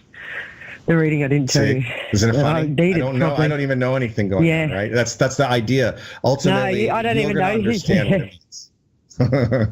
Yeah. And it's not the. You it's just not gave the me an magic answer card. to the question that I didn't even put out there. Good. Well, then, like I said, you already know what you're going to ask. You already know what you're looking for. It's going to be said. And it matters not. You're going to forget me, SotoTarot.com. Okay, I had to say that. I'm joking. But you're going to forget me. But you're going to remember, oh, yeah, I still have family. About what's the question about family? What's the question about that? At least I know the answer to that. And I knew the answer to that. That's what's the important thing. Yeah, it's been a hard one, that one, because it's like I feel like I'm cheating on my raised dad with this guy I don't even know, and I'm just in a real dazzle. Wow, okay, yep, thank you. You know best, the hermit. I told you, you know best. Yeah. I don't know best. You know Thank you, you and you're so much. only ultimately going to listen to yourself. And if you accept your own advice, that's the best advice that's going to work. That's what makes the changes, and that's what's going to stick down the road. Just like we said before, hey, I'm in Gold Coast, but it's cloudy. Hey, I'm in Iowa. You're not seeing this clearly. Now you're seeing it clearly, and now it makes more sense. Yep, absolutely. I appreciate Take care that. in that I Gold appreciate Coast. you for Maybe the I'll go reading. visit Thank you you. sometime. Yeah, and I'll look out for you. Thank you so much. I appreciate that. Yes, thank you very much. Half hour goes very fast. I have less than 30 seconds, is what my producer's telling me. Let's see if I can time this great. If you want to see me at SotoTarot.com and get a half-hour reading, something like this, I'm very inexpensive, and go ahead and book one. If you want to catch me on Facebook, find me on Facebook here. I float around also locally. But in the end, ultimately, you are your best teacher, and be also open to connecting to love and anyone else you can. Hope to see you again soon.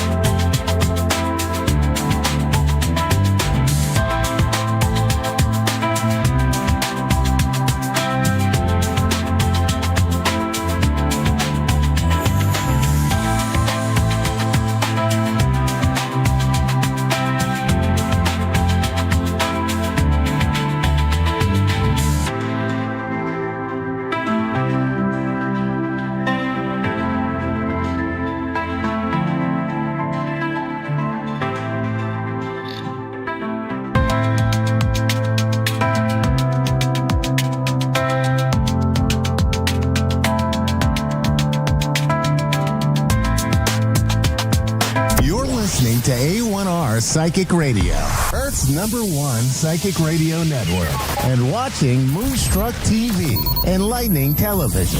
Welcome. Time for Bernice Bisson, Psychic Media. Bernice Bisson. Live for BerniceBissonPsychic.com. Connect direct. In North America, dial 888-454-2751.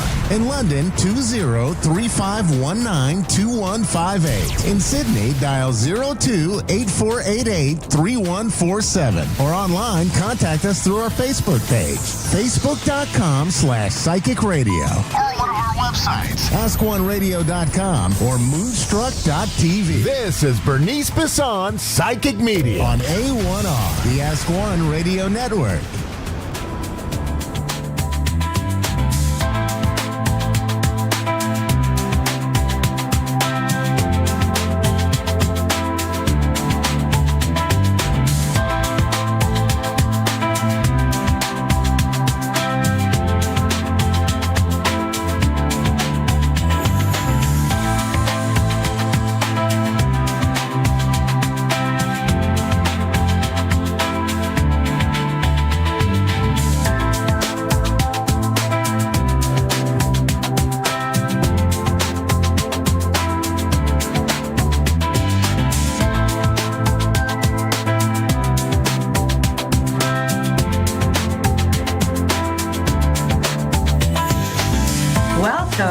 To Psychic Tuesday, and I'm your guide, Bernice Bisson. This is going to be a good couple of days for everybody. We've got some Venus energy making us more loving, making us more kind, making us value each other a little more, which is kind of nice energy, I gotta say. So let's start with the astrology at the top, and then we're going to go into messages for each of the signs over the next 10 days. And so if we looked at tomorrow, April 30th, Mercury goes direct in Aries, and Mercury finally being in that direct state, and Aries conversations are going to speed up. Communications are going to speed up. Communications will be bold. There'll be quick decisions. There'll be lots of options, opportunities, discussions, communications being put on the table for many people. And so let's take our time with that. Let's be mindful and take our time with some of the communications that are going to come in. And the more that we get into the month of May, we're going to really start to feel things speed up quite a bit, and that your to-do lists might grow. Then the beginning of May 2nd, we have Mars entering into Cancerian energy. And we've had taste of this as Mars went direct and retrograde. And we're kind of transiting over old degrees of Cancer again. And it softens. So Mars aggressiveness softens in Cancerian energy. But frankly, I feel like it's more that the emotions drive our actions. We could be protective by instinct. That might intensify our sense of protection, our protective energies, how we feel about things that way could intensify quite a bit. Could be passive aggressive. We could come across a bit, I'm not angry kind of way. And so remember that. So a bit of passive aggressive stuff that could come into play under that energy. It will also heat up the housing market quite a bit. I know that here in Canada, we just had our election, and I do think that now we're going to see lots of decisions going forward that might have been stalled, on hold, on delay, waiting for, the powers that be need to be in place. And so we're going to see lots of activity, particularly in real estate, land, earth energies, earth minerals, real estate, housing, homelessness. All those issues are going to really pick up the pace over this next even 6 to 8 weeks. They'll heat up quite a bit with that transit.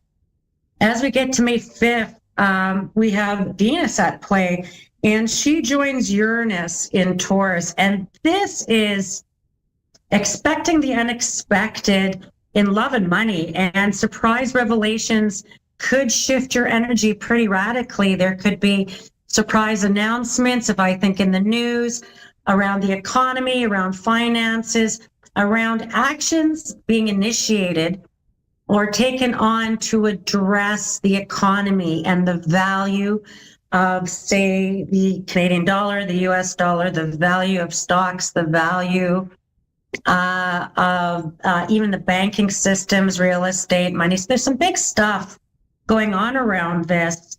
There could be surprise philanthropic donations. We could see some record donations being put together as well. So there could be some big announcements over the next 10 days around philanthropic foundations, finances, funding. So if you're waiting for funding announcements, maybe it's you. Maybe you put a proposal out there and you're waiting to hear some news about that, or commitments from government, commitments from governments, corporations, philanthropics. I feel like there could be a real movement around that. Over the next 10 days, we could hear some news stories around those areas as well. We had the new moon in Taurus joining that real Taurus, Venus, Uranus energy. And it's a time for planting seeds. And so if you're planting your gardens or you're getting ready, plant a few seeds. Abundance, stability, self-worth, setting grounded long-term goals and transitions. I mean, that feels like good energy. It doesn't feel like today's energy. Today's energy feels pretty volatile around all of those things I just said. But know that this new moon in Taurus really resets the values around our economy, how we value it, who we value, how we value things. And I think there's going to be some important movement forward, both in Canada and the US. In Canada, we could be talking about our values of Canadians from province to province and how we feel valued. And we could be looking at economic development on a scale we've never seen. And in the US, they could be talking about the values of their economy and the values of what they believe in and what they see going on and what they value. So there's going to be in the value of products, services, economy, industries are all going to be topic of conversation over the next 10 days. Hopefully there's lots of beautiful agreements and people coming together. That would be lovely. Let's hope for it. So let's keep that in mind. Again, it's about the value things in your own world. You could be looking at the value of your house, the appraisal of your home, your real estate, your investment, your assets, your pensions. You could be looking at the value of relationships and who is stable in your life, who adds stability, who adds value, where value is being added, and are your values being honored? And so these are all going to be really big conversations for people. Coming up in all kinds of areas of our life, because these are pretty powerful transits. Because following that, we have a full moon in Scorpio with a Mars-Pluto showdown, which is Scorpio written all over it. It is big events that I'll talk about the next show for sure. But let's keep the weekend of May 12th in mind if we're looking at a little Looney Tune energy, deep Scorponic energy, and that is mass transformations. The birth and death of mass transformations in the world. And so it's pretty big energy. And so we'll be having very opposite energy, feeling like, it's really going to come down around the money and revolutionary. And I feel like this month will be very important in terms of unprecedented transits. Right now, today, and this next 20 days, very much so, very unprecedented or unusual or first time ever kind of stuff. And that could be kind of exciting. I feel like we have an opportunity right now in this energy to rethink our economies. We have an opportunity to rethink even electoral processes could come up for grabs. It could be even stuff like number of seats representing. That could be a topic of conversation on the table for both countries. So it'd be interesting to see where we wind up with that and really what the values are of people, because that's going to be what's highlighted under this unusual sky. Okay. So how does it affect us directly? Well, let's look at your sun, moon, rising. Your sun is that's I do. So things you do out there in the world, that includes the crown chakra, the throat chakra, your solar plexus. I think, I speak, I do. And that could be your social circles, your friends, your community, your job, your career. And then we have your divine feminine, which is more like your home, your body, your emotions, your moon sign in astrology. And that's more of the chakra energies of I see, I feel, I create. And so some really beautiful moon energy coming up with the Taurus new moon and the Scorpio full moon, the deepening of partnerships, commitments, the desire to deepen and to find firmer grounding in relationships. So that's going to be a really nice energy. So if we looked at the ascendant, that is your day-to-day routines, your character day-to-day, your decisions you make day-to-day, the vehicle you put mom and pop in, your divine feminine masculine, you drive around town. And so if that would be like your ascendant or your first house. So listen to all three for a full message. And we're going to start with Aries. And the key day for you, Aries, in this next 10 days is April 30th. Mercury finally going direct in your sign. It's full steam ahead. Speak your truth. Put out to the universe what you want, what you're asking for, what you want to include. My advice is don't hold back. Start what you've been delaying. This new moon energy is going to favor your financial planning. You could be getting your finances in order. You could be looking at opportunities around future work, income, things that could come into your planning stage. That it's about new opportunities. This is for Aries, there's a lot of new starts coming in your lives. And this is in your career, your home, and in a lot of your single cases. If you're single, ready to mingle, boy, Aries, you got opportunities abound. So get out there and go be your wonderful Aries selves, because this is your time to shine. And you're going to feel this energy the next 10 days for sure. Taurus, sun, moon, rising. You know, your key date is May 7th, and that new moon in your sign is your personal reset. Focus on manifesting what you truly value. That Venus-Uranus could shake up your self-image, embrace the change. Self-image could be about taking on a new health regime, a new financial regime, a new way of presenting yourself, new clothes. You could be doing a major reset on how you present yourself to the world. And I feel like this is a good time in your personal reset, because this could be a reset in relationships, a reset in personal values, personal style, a personal health regimen. You could be really getting on top of feeling good, looking great. You Tauruses out there. So I feel like this is some good energy for you guys. The next 7 to 10 days, you might even feel surprisingly appreciated, which will feel good. Gemini, sun, moon, rising. Your key date's going to be May 5th. And that Venus-Uranus conjunction hits your 12th house. Secrets could surface. And boy, there is a powerhouse of planets packing into your sign there, Gemini, with Jupiter joining Jupiter. You've got Uranus joining Jupiter. I mean, it's some big stuff. And so the advice is listen to your intuition, release old patterns under the new moon for real spiritual progress. I'm going to say listen to your intuition in the sense that if someone's popping up in your mind, they're thinking about you. If you suddenly have, a train of thought that doesn't seem like your normal train of thought, really trust your intuition. If your intuition's telling you not to trust a situation, person, place, or issue, listen to your intuition.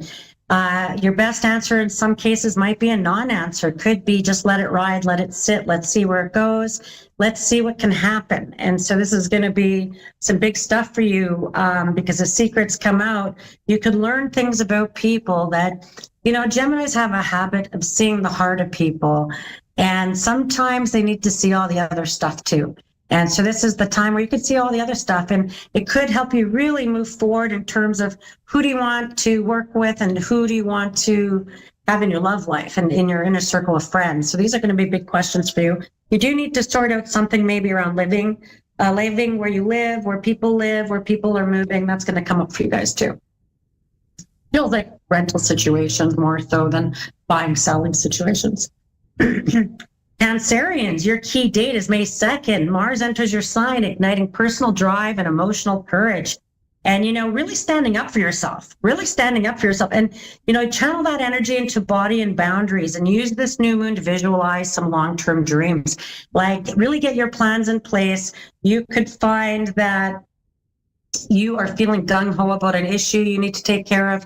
You could find that you're going to really take care of paperwork and get things organized in your life. You're going to stand up for yourself where other times you felt like you didn't have a voice or couldn't say anything. And it's important to channel this feisty kind of energy into your body, into burning it off, so you don't get grumpy with people. You don't want to get grumpy. I feel like you want to really burn this excess of energy off a little bit.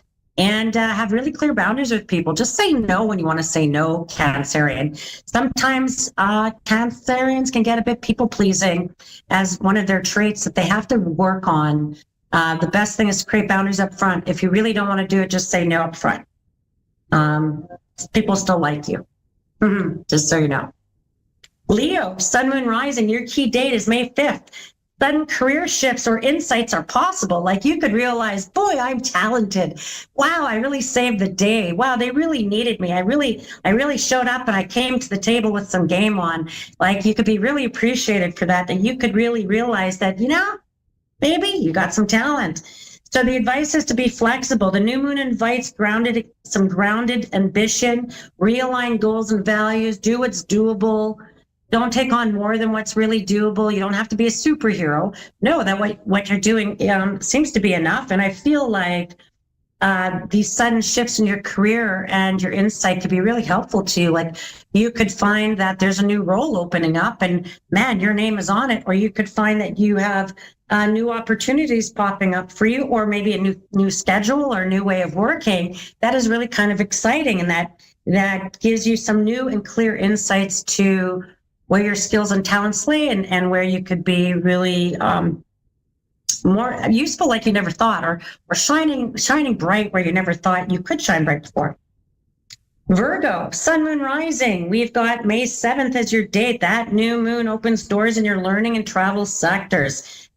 Say yes to new perspectives, new clients, new cold calls, new opportunities, things where if you're entrepreneurial or in sales, or where you're tracking down clients, this could be a good time for you, Virgos, where you're able to chat it up, talk it up. Mercury direct helps you communicate with more impact. So you're going to be able to really get your point across, make the close, make the sale, get people on board, get people seeing your way.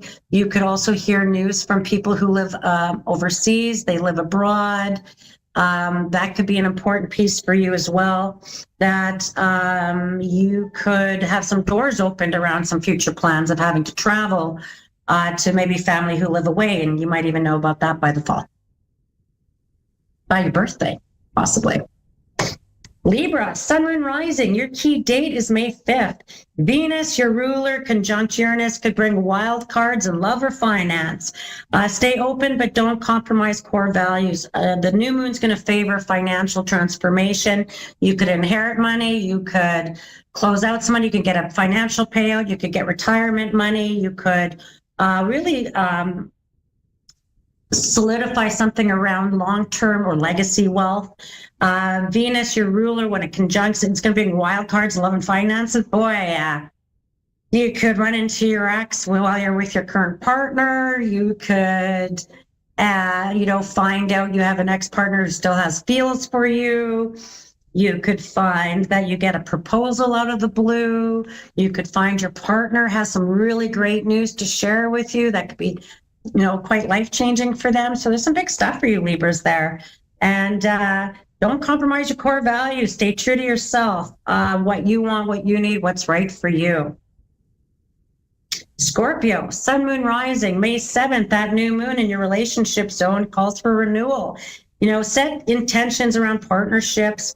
Mars and Cancerian empowers your voice in emotional matters. You could be ready to talk something out with previous partners. You could be ready to talk something out with old friends, old work situations, old living situations, old real estate situations, and setting your intention in any sort of partnerships, business partnerships, romantic partnerships could do very well for you, in fact, and that you could really come to new understandings exciting agreements, exciting ideas. So there's some value to some of this. Let people show up for you. I guess that's the other thing, is let them show up for you. Don't have to do all the work, Scorpio. Sagittarius, Sun, Moon, Rising, April 30th, communication blocks lift. Speak boldly, but don't rush. Don't rush through projects. Don't rush driving. Don't rush getting things done. There's, everything has a moment and everything has a place. Remember that. And you could find that your voice is finally being heard. You can find that applications or jobs you've been applying for are finally getting interviews, or you're finally getting callbacks. You can use this new moon to build better habits and healthier routines. You could be very much getting back to, say, a health regimen, a diet regimen, a food regimen, getting back to routines that benefit you, getting to bed early, getting up early. These could be things that you will be really focused on over the next 7 to 10 days to get in place, to start. You could write them down, get your goals planned out, get your workout routine planned out. So there's some good stuff around that as well. Sagittarius, Sun, Moon, Rising. We've got April 30th as your key date. I think I just said that. Sorry, not Sagittarians, but I left you with that. Sorry, bad girl. B, you gotta keep your marker on your page. I'm gonna go to Capricorns. My bad. Spank me later. Key dates are May 2nd. Mars enters your relationship sector. Passion or conflict could rise. Ooh, boy, oh boy. And I'm going to say be mindful about that, because it could build up over the next 2 months, even could build up around conflict. So if you have something you need to work out with a partner, know that, do it in baby steps, because I feel like it's going to be in stages. You could feel a bit back and forth around that, because it feels very oppositional. It feels like balanced sensitivity and firmness. This new moon gives you an excellent sort of doorway to romantic or creative commitments. If you're having romantic difficulties, you might pour that energy into creative or artistic pursuits. You might find that Mars entering your relationship sector, like I said, it's going to heat things up. Passion or conflict, I guess, a little of both. Could be a little of both as well. It would be great energy if you do have a partner, to work on something with a partner, to have a project that you could accomplish together, that you could put that energy, instead of counterproductively, you could put that sort of all focused on the same thing and bring it into the right direction together. Could turn out to be quite good for you. So it'd be a good time for maybe some home renovations. Aquarius, Sun, Moon, Rising, May 5th. Expect revelations around home or family. Ground your energy. The new moon is ideal for setting foundations that truly support you. You could find that people, siblings, family, maybe they're putting some boundaries in. Maybe you have some conversations you might have to have with family and siblings to get things in order. It could be different living situations with family members that they could be talking about with you, that you could be helping organize or be part of. I feel like they might need your energy this summer even. They could be, we really need you. You could find family demands are contrary to your home demands. Maybe you're never home. Maybe people need you at your place. Maybe you're like, boy, I can't wait to get home. Or maybe you're just getting out of the house finally and people are dragging you out of your house. So that could feel pretty good for you as well. Pisces, Sun, Moon, Rising, May 2nd. Mars energizes your creative zone. And Pisces are going to they're going to be going through this massive transformation. And it could feel like, you had two major power hitters. You have Saturn and you have Neptune in your sign, and both are leaving by the end of this year.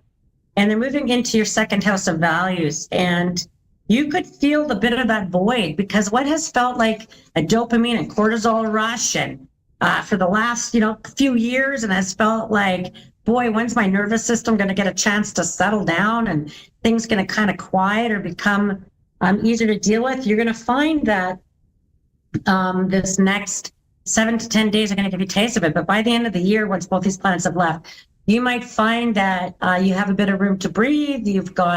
It might feel what feels a bit lonely almost. And I just want to say it's not, it's just that Spirit has given you space to fill it up with new adventures, new people, new communications, new routines, new ways of being. Embrace the playful energy. Maybe it gives you time to rest. Maybe you don't have to do Pisces. Maybe you'll have time to rest and just enjoy timing and being playful. I mean, play is the pathway to joy. And if you're looking for joy or happiness and you're on that spiritual pursuit, hey, play is the mechanism to get to that. And use this new moon energy to enhance communication and connection with people, reaching out to family, friends, groups, people you've left on red that you might have avoided, might want to underground for a bit. They're a little fish, but hey, hibernation season's over. And you're now coming into some full energy and being able to move forward and get out there with your friends, circles, leagues, people, rejoin, regroup. And this next 17 days are really going to move you through that. And so, again, listen to all three for your sun, moon, rising. You can find me at bernicebissonpsychic.com. On my website, I do have a couple of things. I do have an art show coming up on Wednesday, May 14th by RSVP. And it is I'm releasing a 44 card oracle deck that I spent the last 2 years kind of working on and painting and putting together. And I'm going to be doing a big release to sell in bookstores, but this is my soft release I'm selling all the original artwork for the deck. And so each card has its original painting that will be auctioned off, along with you'll get an original print of the deck. And then it goes in for a larger print, and I will start the distribution part. And you can go to my website to see, to get your email in for pre-order, because once that's all in there and I've got the ISBN number, it's all ready to go and to print, then you'll get an email from me confirming that, and we'll only take payment when it's ready to be delivered. But it's just a commitment to say I'm interested, and then we'll definitely get back to you with that. And I also have another big announcement that's going to be coming with the art show. So 2 shows from now, you'll get my other big announcement, which is my next big project that I'm working on. Now, remember, as we move through these next 10 powerful days, that the astrology is a mirror. It's not fate. It's a mirror of what's going on. With Mercury going direct and the new moon in earthy Taurus, the theme is renewal and clarity and intention. Take your time, align with your inner values. The stars are supporting your growth.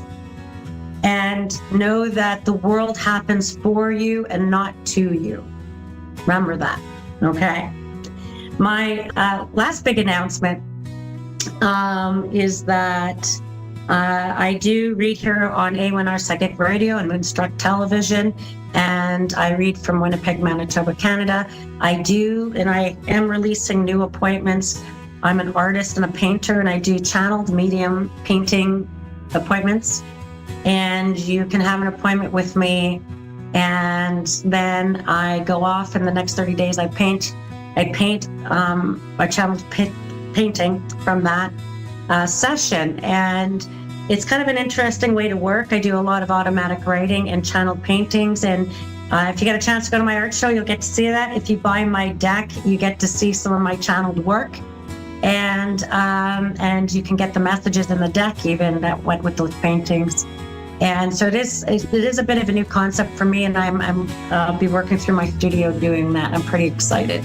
So I hope you can join me in my adventure and my soul medicine journey. And I hope you can join me here again next Tuesday for another 30 minutes of astrology and what's going on in that astral weather. And I'm sending everyone love and light, and I'll see you again in 7 days.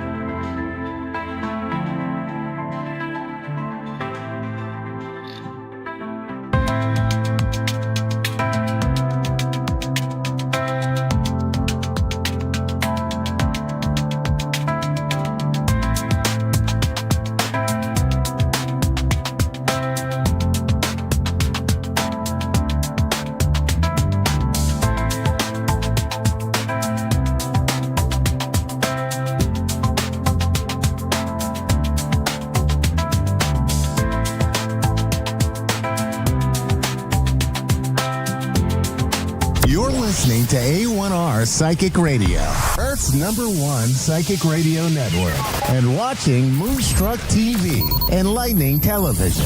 Welcome. Time for Infinite Soul Connections with Shelley Devine. The Hummingbird Media. Live from InfiniteSoulReadings.com. Connect direct. In North America, dial 888-454-2751. In London, 20-3519-2158. In Sydney, dial 02-8488-3147. Or online, contact us through our Facebook page, facebook.com/psychic radio. Or one of our websites, askoneradio.com or moonstruck.tv. This is Infinite Soul Connection on A1R, the Ask One Radio Network.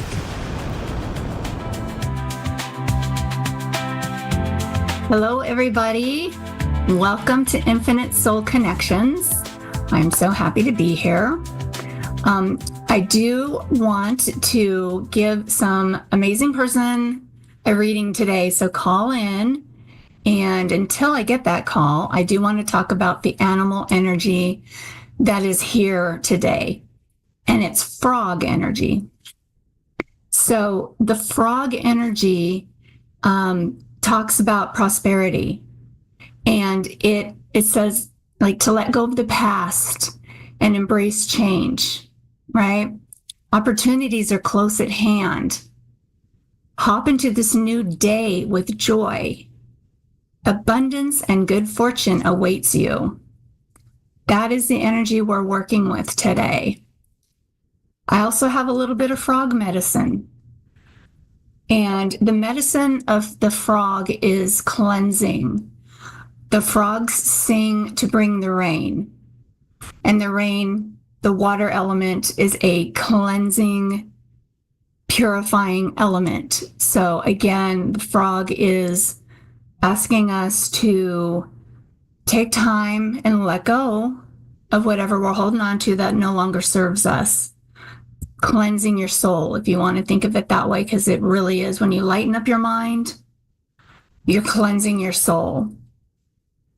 And all the water rites belong to the frog, including initiations by water, which is really interesting. Water prepares and cleanses the body for sacred ceremony. So that is really good to know. And we're going to thank the frog energy and the frog medicine that we received today. And I am ready for my caller, who is Melissa. Melissa, are you there? Can you hear me? Yes, I'm here. I can hear you. Hi, sweetie. How can I help you today? Would you like a card reading, or is there anything in particular you want to try to find out and search into? Maybe just relationships or purpose or God or just whatever comes to you, I guess. First, I need to tell you about yourself real quick. You are, okay, we all have intuition. Remember that. We're all born with it. Some of us develop it and some of us don't. But it's there. And I feel like your intuition is opening up. And if you listen and you follow your gut, your intuition, you're going to really open up, because the cards that I pulled for you were beautiful uncaging, right? Meaning that you're going to be uncaged and you're just going to have this amazing light. You do have an amazing light around you, but this cage is going to come off.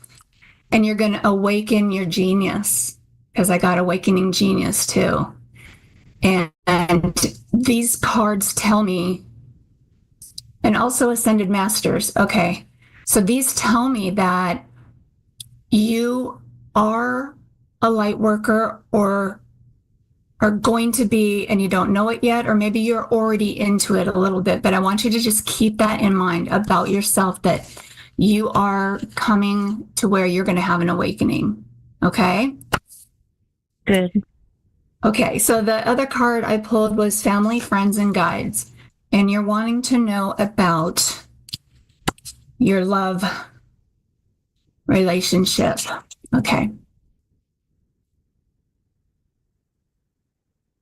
Okay, so this card represents a fire. A fire will, I'm sorry, I'm struggling. I'm trying to hear this. It's like a phoenix rising from the flames. Okay. And the flame, the fire is coming out from a lotus flower.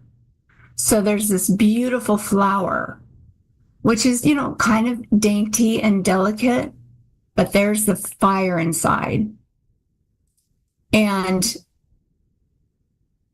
I feel like what you need is a partner that has has the same qualities.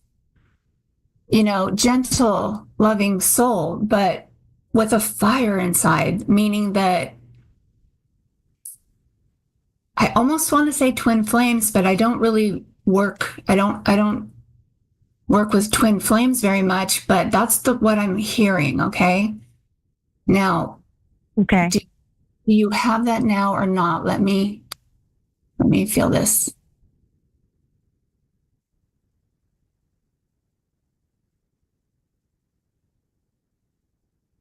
Okay, I feel like you do have somebody in your life. Okay, this might not be a partner that you're with, but it's someone in your life already that has got these qualities. Does that make sense? Like someone that maybe is just a friend, here she is just a friend right now, and maybe there's going to be something in the future, or it could be the person you're with now. Resonate with you? I hope so. Okay, so all right. Go ahead. Oh, I just kind of wondered about this current one, but I wonder about myself too, like, you know, what's best for me, and being the spiritual aspect of it. Yeah, I kind of know that, but I'd like to, you know, develop a little bit more. I'm a helper type person. I like helping people, and that's what I want to do. So, right. It was good to hear that. Yeah. Oh, absolutely, man. You are so much a light worker, and you are going to develop into it more. Okay. So as far as this partner, I don't know if it's the one that you're with. I'm not feeling a whole lot of that. So I don't know if you're even with someone, but there is definitely someone with the same qualities. The lotus flower, remember, it rises up from the muck. Okay. So that's rising up. You've come through the mud and muck and you've bloomed into this beautiful flower. Now there's this flame coming out of the flower. I'll go in here. I'm sorry. That's okay. And this, I believe, is describing you. And this, I believe, is what you need in a partner. And the person coming, or not the person I have currently?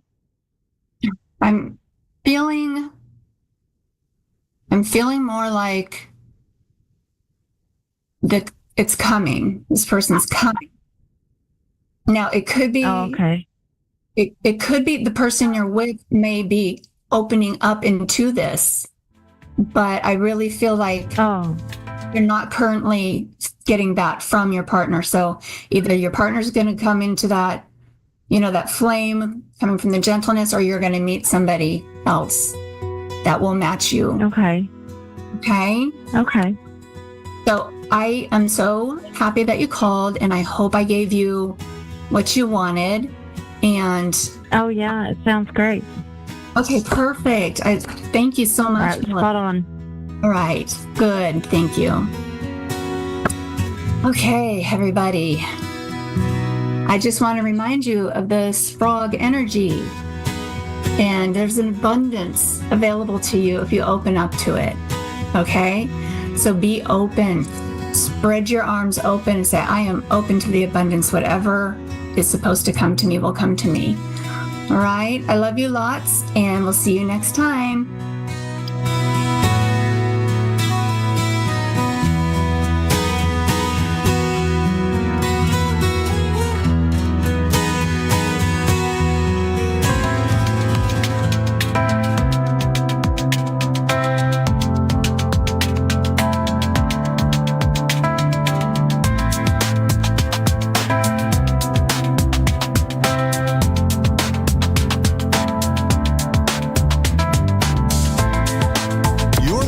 To A1R Psychic Radio, Earth's #1 psychic radio network, and watching Moonstruck TV, Enlightening Television.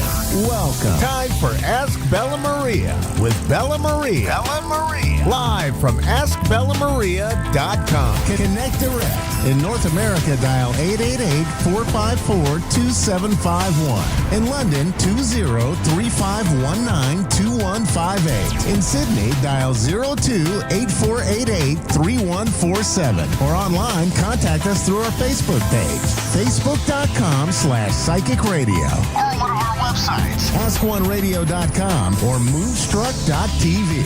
Hi, this is Bella Maria, and he always wants to make me laugh every time I get introduced. Okay, so this is Ask Bella Maria. I am Bella Maria, your host. You are listening and watching. There's A1R Radio and Moonstruck TV and Enlightening TV. So today I have a very quick show. So I want to do a couple things for you. We're going to go ahead and we are going to pull a card from the Angel deck, and we are going to talk about how to feel those around you when they've passed on. So I had to do a repeat on a show last week because last Sunday I lost my dad. And so with that, sorry I couldn't be there yet last week, but I needed some time. And this week, actually just yesterday, there's things that are happening even when my dad had passed. And so I wanted to talk about, because I know there's a lot of people that are going through similar situations. And when you lose someone, you just don't know if that person is showing up, or is it just you being kind of, wanting to hear it or feel it or sense it, or because he came into your dream or because she came into the dream. So I wanted to kind of cover a couple of things about what you're feeling, maybe, and signs. So for example, story, my daughter was in bed. She was spending the night over at her nonna's house.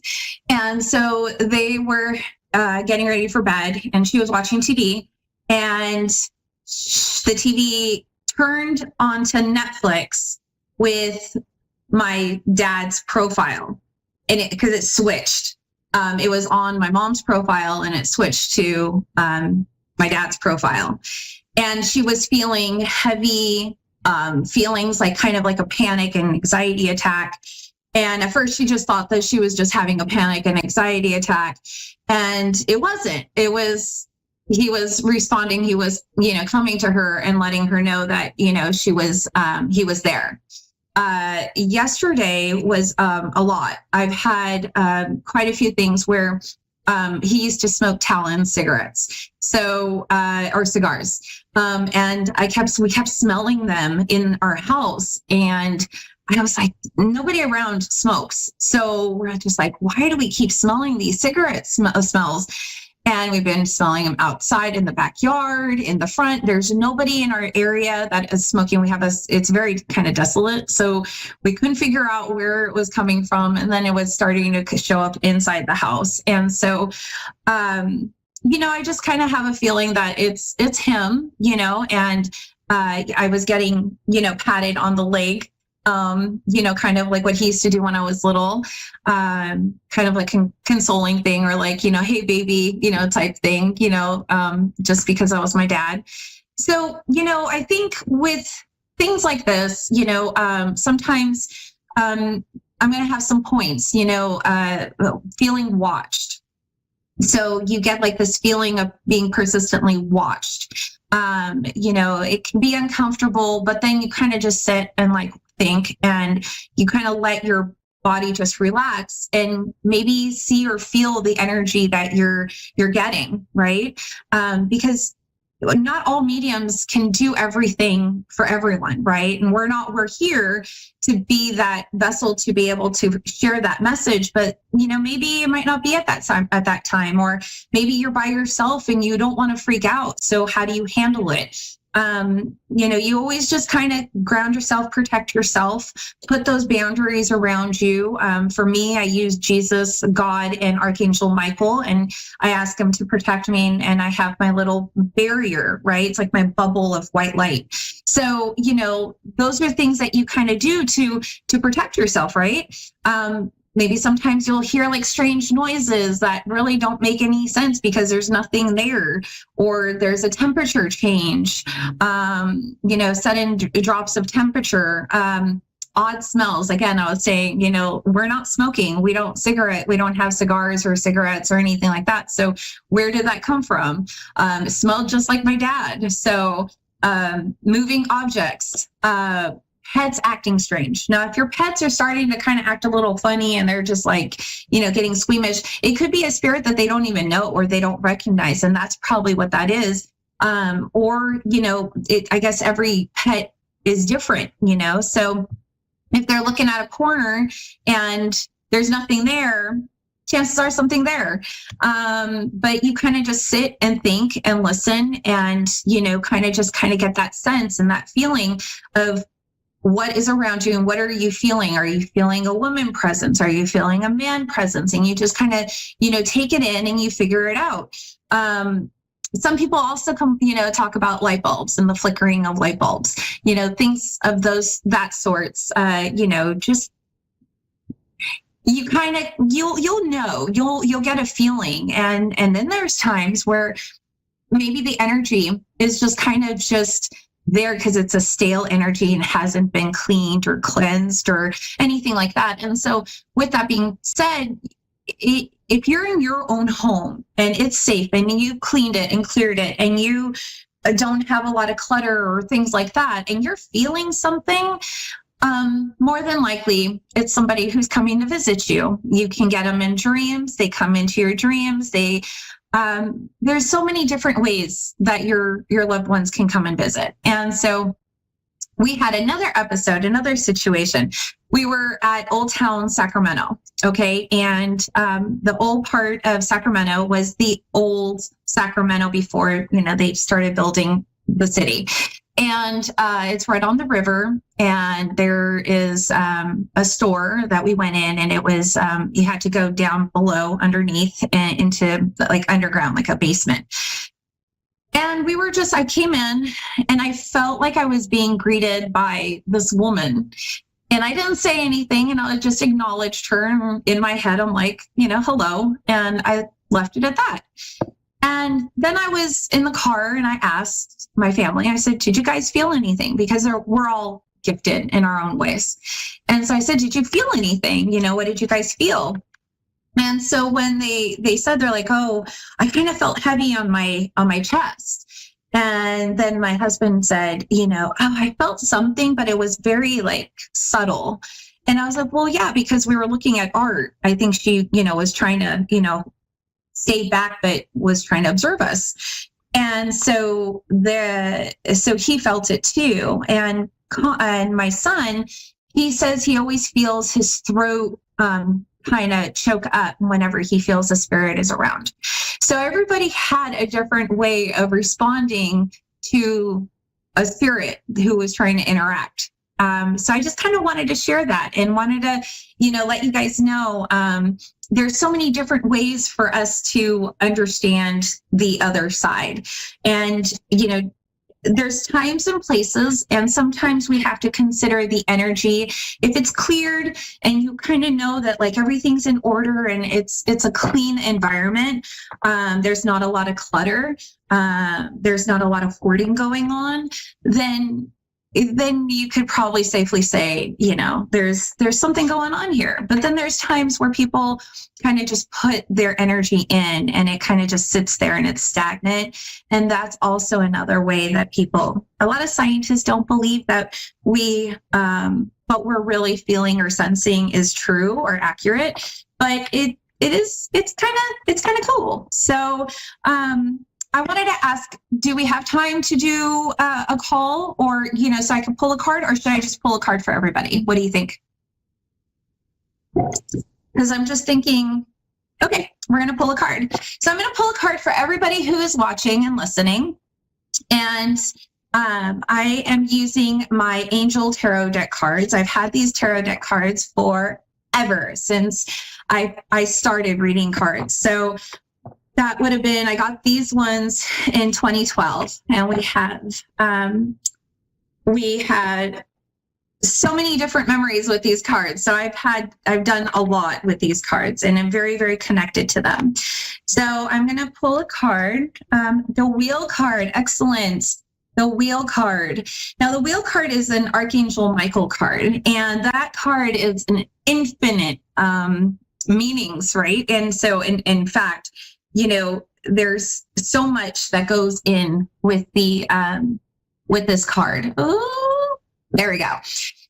It is time and positive changes. And the Wheel card is really cool because you can get if you worked towards a goal, right, and you're working towards this goal and you've really made some really good positive changes, the whole thing is that this card is a symbol telling you that whatever you've been doing and whatever you've been working on will bring you the fortune that you need. So fortune is on your side. So things will move a lot faster for you. Things will move more positively, and you'll have more fortune. And it could be money, it could be love, it could be more I think I'm feeling more monetary in this case, especially for this specific Wheel card, and whoever is watching, I feel like that is a really good I feel positive about that. This card here is the Two of Fire. Now, this card here, it is, so you have two men that are coming and joining in. They're elves and fairies, I should say, fairies. Sorry. They've come into their own. It's partnerships, signing contracts, continuing to move forward, making the best out of everything that you have, build and grow. Keep doing whatever you're doing, because these goals and this positive outlook that you have will come to fruit. So it's really, really good. And please, everybody, with this card here, when it's the Six of Water that comes through, you can't always think about the past. You have to keep moving forward. Remember that your history and your childhood, things that have happened to you in your childhood, things that have happened to you in the past, please just let it go so that you can move forward, so that you can bring money and fortune and all the positive things that you need in your life. Because when you go into looking when you're looking forward, you don't want to go backward, okay? So I really want to say thank you so much for watching. I really hope that you can visit my website at askbellamaria.com. I have $20 sessions, and you can, contact me through there.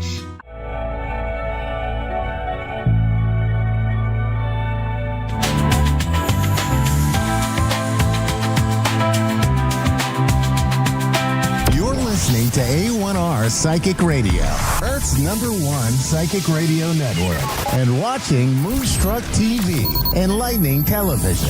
Welcome. Time for Angelic Insights and Healing with Margaret Phillips. Live from AngelsAlwaysAroundUs.com. Connect direct. In North America, dial 888-454-2751. In London, 20-3519-2158. In Sydney, dial 02-8488-3147. Or online, contact us through our Facebook page, facebook.com/psychic radio. Or one of our websites, askoneradio.com or moonstruck.tv. This is Angelic Insights and Healing on A1R, the Ask One Radio Network. Hi, everybody. Happy Tuesday. I hope you are having an awesome day. For those of you who don't know, I am Margaret Phillips. I am the owner of Angels Always Around Us. I am a psychic medium, a Reiki master, a pranic energy healer, a shamanic energy healer, an angelic energy healer, a life coach, and a hypnotherapist.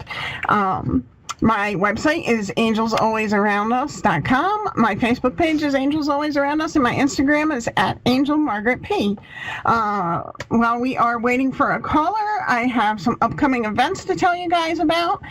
Real quick, I would like to thank everyone who joined me on Saturday for journeying into the angelic realm. It was an amazing class. I was so honored to share my knowledge and share space with all of you. It was beyond wonderful. If you are interested, if you took that class, or if you took my Angels Basics class previously, you can take my May 17th class at Circle of Miracles from 10 to noon.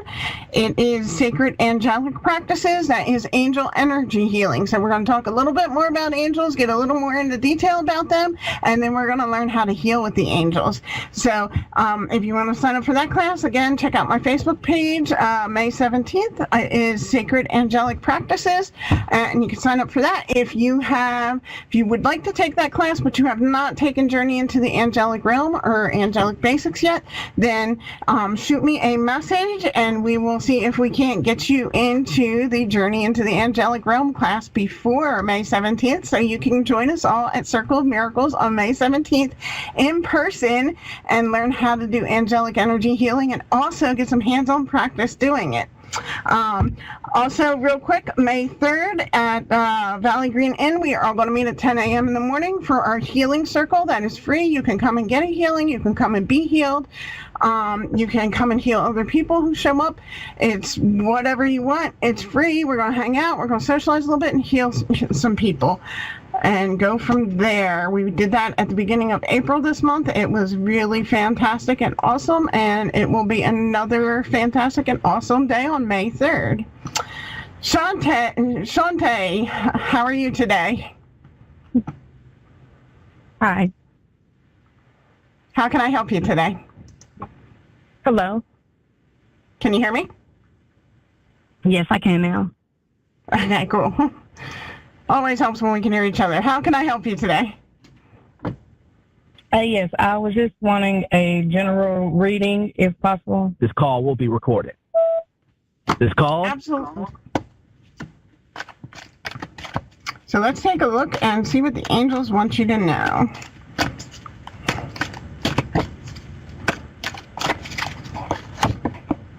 Ooh. So, Shantae, you have an angel cousin coming through. Just kidding. So the first card is actually Chantal. Chantal comes to let you know that new romance is imminent. Now, this, sometimes this card means like romantic romance. Because it talks about a new romance being imminent, but more importantly, and believe it or not, more often when Chantal comes into the picture, it is more to tell you that you are going to find a new love for life. You're going to find a new hobby. You're going to find something that ignites your passion. And it feels like this is going to happen within the next 3 or 4 months for you. And you're kind of, this new love of yours is kind of, again, it's going to ignite your passion for life. It's going to kind of help to make you feel like you're alive again. Okay. With that, we have Grace and Antoinette coming. And Grace and Antoinette come to us when we need to take a step back and look at somebody else's perspective. Now, it's interesting that they come up after Chantal. So that tells me that, you're going to have some people in your circle as you start finding this new love and this new interest that, like, you're going to be so excited about. You're going to have some people, unfortunately, in your circle who are kind of going to not necessarily be wet blankets, but they're not going to throw a parade for you either. They're going to be like, why is that making you so happy? They're not going to understand it. And here's the great news. They don't have to understand it. You just need to understand it. You need to understand that, once you feel that happiness, once you let that joy come in for this new love of your life, this new adventure that you're getting ready to embark on, allow yourself to stand in the joy and the excitement and the happiness of that. Allow yourself to stand in the passion of that. And, again, everybody else doesn't have to understand why you feel the way you do. You're the only one who it matters if you feel it and if you see it and if you experience it. Does that make any sense? Yes, ma'am. And wow, you've got lots of good stuff coming. Oh my gosh. So our next card is Carissa, and Carissa is coming to tell you that you're going to end a cycle in your life. And I think part of this is pretty important because when you see these people, again, who are in your circle who aren't being necessarily 100% supportive of you and, your new interest, that doesn't mean you have to completely cut them out, but I do see like some rearranging of your circle being needed, where you put people who are more supportive closer to you and those who are kind of like, oh, really? That's what's got you so excited? You want to kind of push them to the outer part of your circle. Again, doesn't mean you have to completely disconnect from them, but you just want to we all want to keep the healthy and most supportive people closest to us, and then kind of those who are less and less supportive on the outer fringes. So that's what Carissa's talking about when she's talking about the end of the cycle coming to your life. She is talking more about you kind of reprioritizing your circle of people, your circle of friends, and your support network. Kind of shuffling it up a little bit. Does that make any sense? Yes, ma'am. And I'm going to ask, do you have any clue what this new thing you're going to be doing in the next couple of months is? No. Not right off the bat, but... What do you do for work? I do health care, like home health care. Mm-hmm. Because this feels kind of almost like hobby type related. It feels very relaxing to you. What do you do for self-care now? Just the basic nails, hair, that type of thing. I like to get a massage here and there. I do plan on trying to start like an event rental business. I was going to get like a 360 photo booth and things of that nature and rent them out to the events and parties and clubs and lounges around town. So maybe it has to do with that. Do it. Jump on it and do it, because the angels are here telling you the time is right. This very well, like I said, it seems almost hobby related. Maybe if you're lucky, if you work hard enough and you ask the angels to help you, your new hobby can be your new job. Right. Wouldn't that be fantastic? Yes. So again, allow yourself, to just open up to the possibilities and allow yourself to just be in that moment of joy. You were given the idea to do these photoshops and these photo booths for a reason. Sometimes people think ideas just kind of come from wherever, but 9 times out of 10, I believe ideas are really just spirit talking to us. And sometimes, we don't always recognize that it's spirit talking to us till later. But again, you've got all these good things coming. Do not let the naysayers, don't let people say, oh, you got to work hard to run your own business. Yeah, you got to work hard to run your own business, but Spirit's telling me you're not afraid of hard work. Right, no, I'm not. So, and Spirit's telling me that you are a getter-doner. You get things done, and when you see something that's got to be done, you're on it, you get it done, you move on, get to the next thing. And that's what entrepreneurs, we need that kind of spirit. Right. Okay. So anything else I can help you with today, Chantal? If they're giving anything on my love life or my friend that just recently passed, a message from her, anything, I like that too. Okay, let's take a look and see about your love life first, since that's what you asked for first.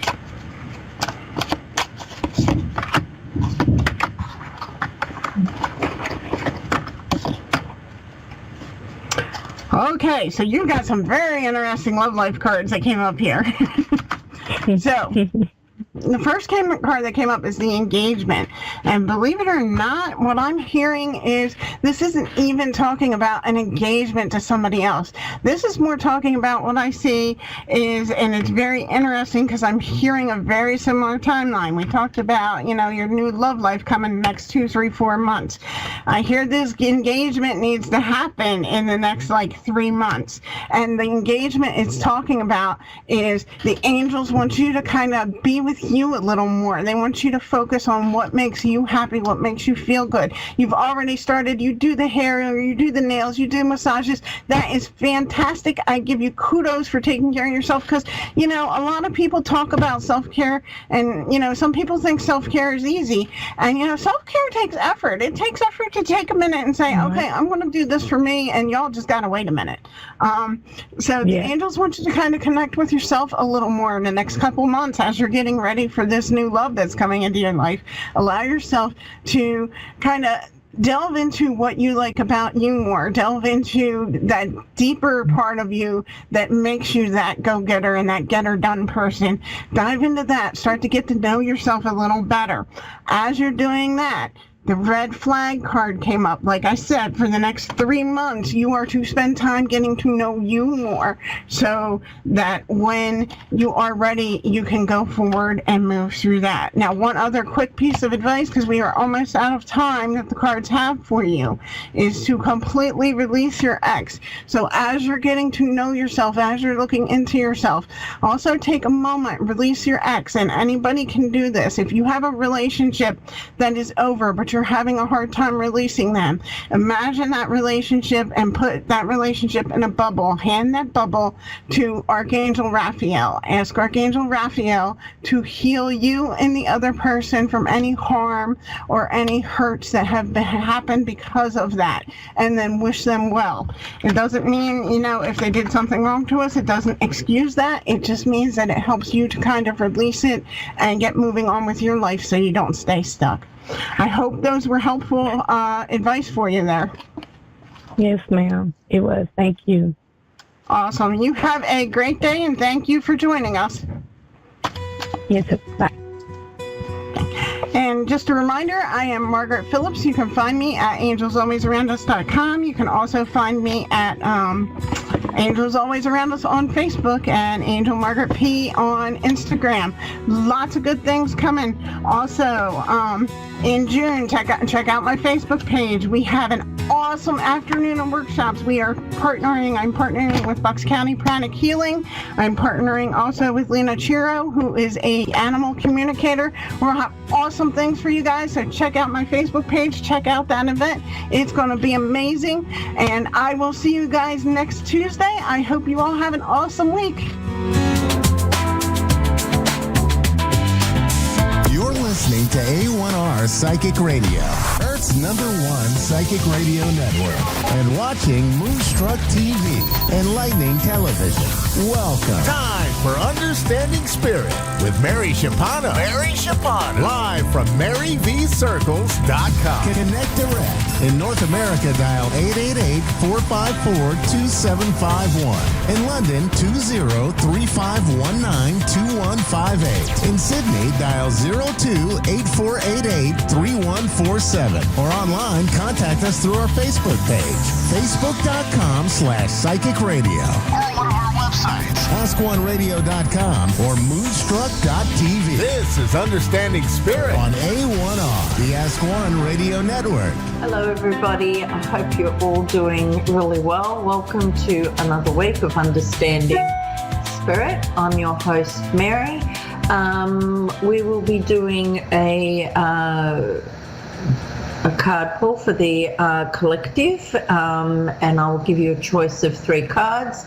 So see if you can tune in to card 1, 2, or 3. Just choose where you feel drawn and what you gravitate to, and it may be relevant for you today. Otherwise, hang on to it. It might come up for you down the track. Just take what makes sense to you and leave the rest. Okay, so if you chose card 1, it's this card here. All right, now this card has beware on it. Be careful who you trust at this time.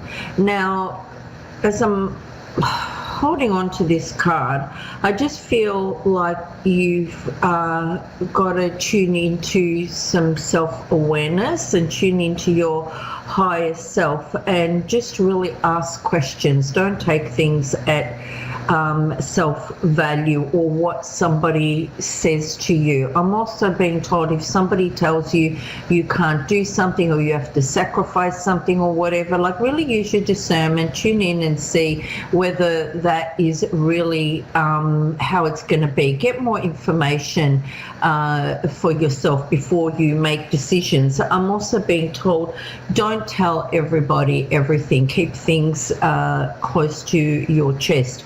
I feel like timing is everything sort of right now. So just allow things to kind of unfold as they're meant to. Okay. If you've tuned into, excuse me, card 2, is this card here, which is Mountain. Okay. And it's got written here, know that you're protected as you face challenges, but remain cautious. Okay, look, I do feel like some deception around here. Now, this can also be us keeping ourselves into a false deception, you know, like maybe having a scarcity mentality or feeling like we can't do something. Also, Spirit is saying don't fall into kind of like bad habits.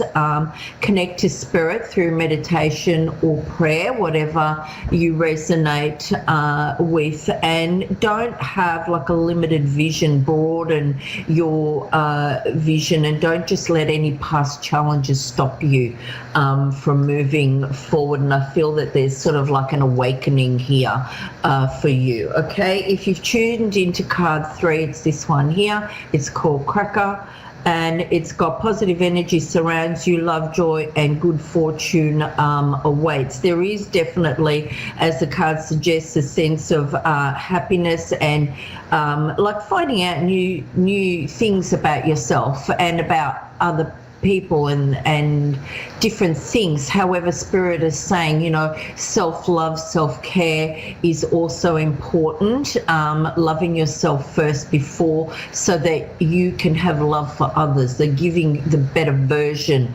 of yourself, and also spending time around people that inspire you and make you feel happy. You know, there is, I'm also being shown that there is healing that needs to be done around you as well. So anything from the past, leave it behind and move forward. Okay, so I'm now going to go to my caller. It's Brianna. Hi Brianna, how are you? Hi, I'm very well. Thank you for having me. Oh, it's my pleasure. How can I help you today? I was just guided to you guys and just want to see what you're inspired or what you channel for a message for me. Okay. All right. Let me see what comes up for you. I do have some spirit here as well. Are you in a relationship, Brianna, at the moment? Not an intimate one, but I have a very close friend. Okay, because I was feeling like a partnership there, and also like getting like not being able to make decisions around that. So whether that's you or the other person, but you know, I keep seeing love, the lovers. I'm also being told to tell you regarding that to stand your own ground, and to not doubt yourself. Don't be indecisive. Don't let whatever that person or anybody else for that matter make you feel like you're lacking. Like basically don't listen to gossip or innuendo or anything like that. Use your intuition, okay? And it might not be something that you're very strong in necessarily. You don't use it all the time, but Spirit are telling me use your intuition to guide you with this. I'm also getting a lot of like new ideas, going down new things. Have you thought about studying or anything like that, or learning more about something?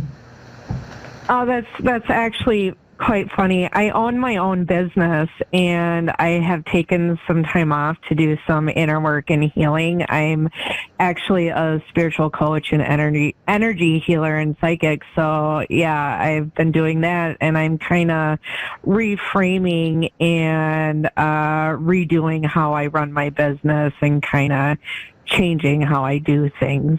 So that's on point, totally. Yeah.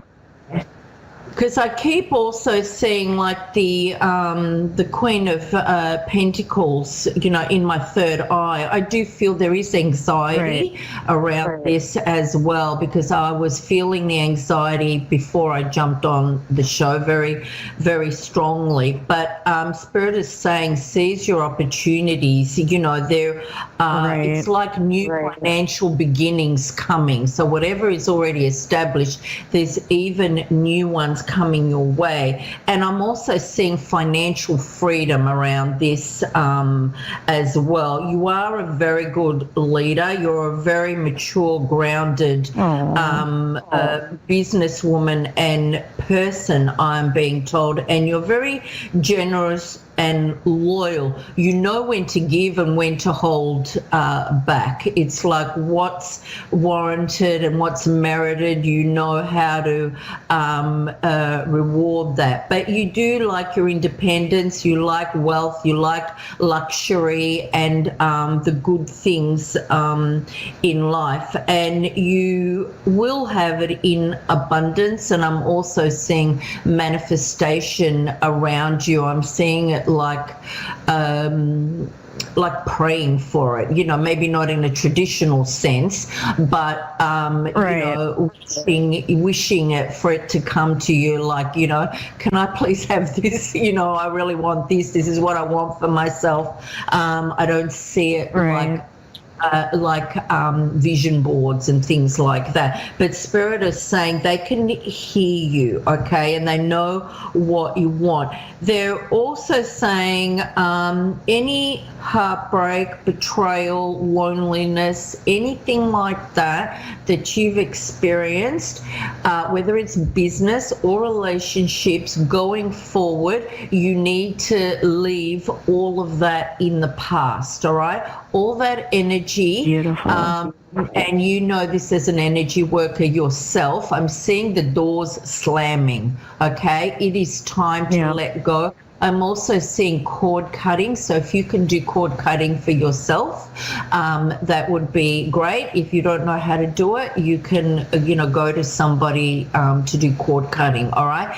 Everything that is not serving you, that hasn't served you in the past, Spirit is saying you need to sever the cords with everyone and everything, okay? Now it doesn't, I'm getting, this has to do with family as well. Okay, so family, friends, business associates, when you cut the cord, have you done any energy cord cutting yourself?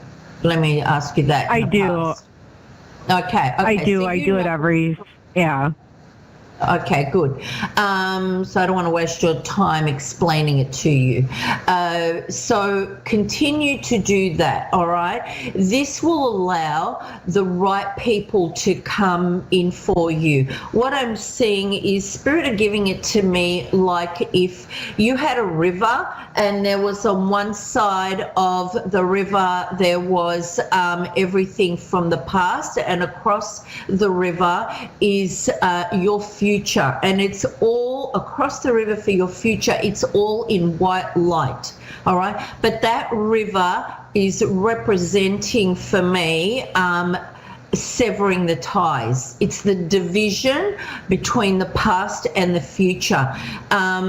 There are cords that have not been cut, I'm told, and you need to keep doing this and doing it constantly, clearing. It's a way of clearing your energy. I'm also getting spiritual baths for you to do, because I feel like there's a lot of negativity around you from other people. Okay, you're correct. Yes. Okay, the spirit just that has come forward is telling there's an elderly lady. She's small in stature, she's plump, and she's very joyful, and she just wants you to keep moving forward, okay? And she's quite happy. She's blowing you kisses and sending all her love to you, okay? And there is also a male as well, slender with glasses, and he's saying the exact same messages too. So I hope that those spirits resonate with you and you can move forward, but you've got everything going for you. So just keep going forward. I'll see if they have anything else to say to you very quickly. And they're also saying they love what you're doing, and they're watching you. They're also saying hang on to your money.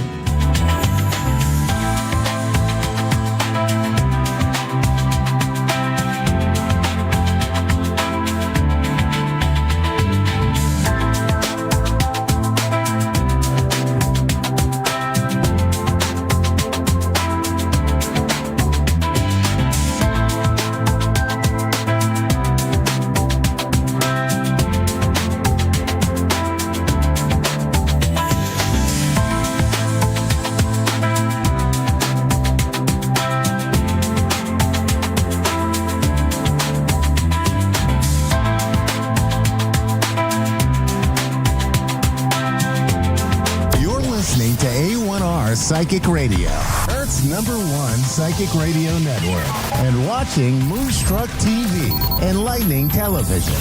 Welcome. Time for Stellar Parenting with Brandy Kahn. Live for BrandyCahn.com. Connect direct. In North America, dial 888-454-2751. In London, 20-3519-2158. In Sydney, dial 02-8488-3147. Or online, contact us through our Facebook page, facebook.com/psychic radio. Or one of our websites, askoneradio.com or moonstruck.tv. This is Stellar Parenting on A1R, the Ask One Radio Network. Happy Tuesday, everyone, from Houston, Texas, and welcome to Stellar Parenting. I'm your host, Brandy Kahn. I'm an intuitive astrologer, and I also hold a Master of Science degree in psychology with an emphasis in child and adolescent development. And I'm super passionate about helping parents to custom design their approach to parenting based on their child's natal chart. For more information about how you can work with me, please visit my website at brandycon.com. So today we have a special show lined up for you. Due to the passing of Pope Francis yesterday, I will be sharing some interesting insights about his natal chart with you. And believe it or not, there's a placement that he shares with Donald Trump. I'll tell you all about it, so hang around for that. And I will also go through this week's transits. We do have a really volatile, combustible transit coming up toward the end of the week, so make sure you stick around for that. You're going to want to know all about it. All right, so let's talk about Pope Francis. Okay, so Pope Francis transitioned to the spirit world yesterday morning after suffering from a stroke and then heart failure. Okay, and this was only hours after giving the traditional Easter blessing from the balcony of St. Peter's Square. His final words were, "Thank you," and they were spoken to his longtime nurse, and they reflect the humility that really defined his papacy.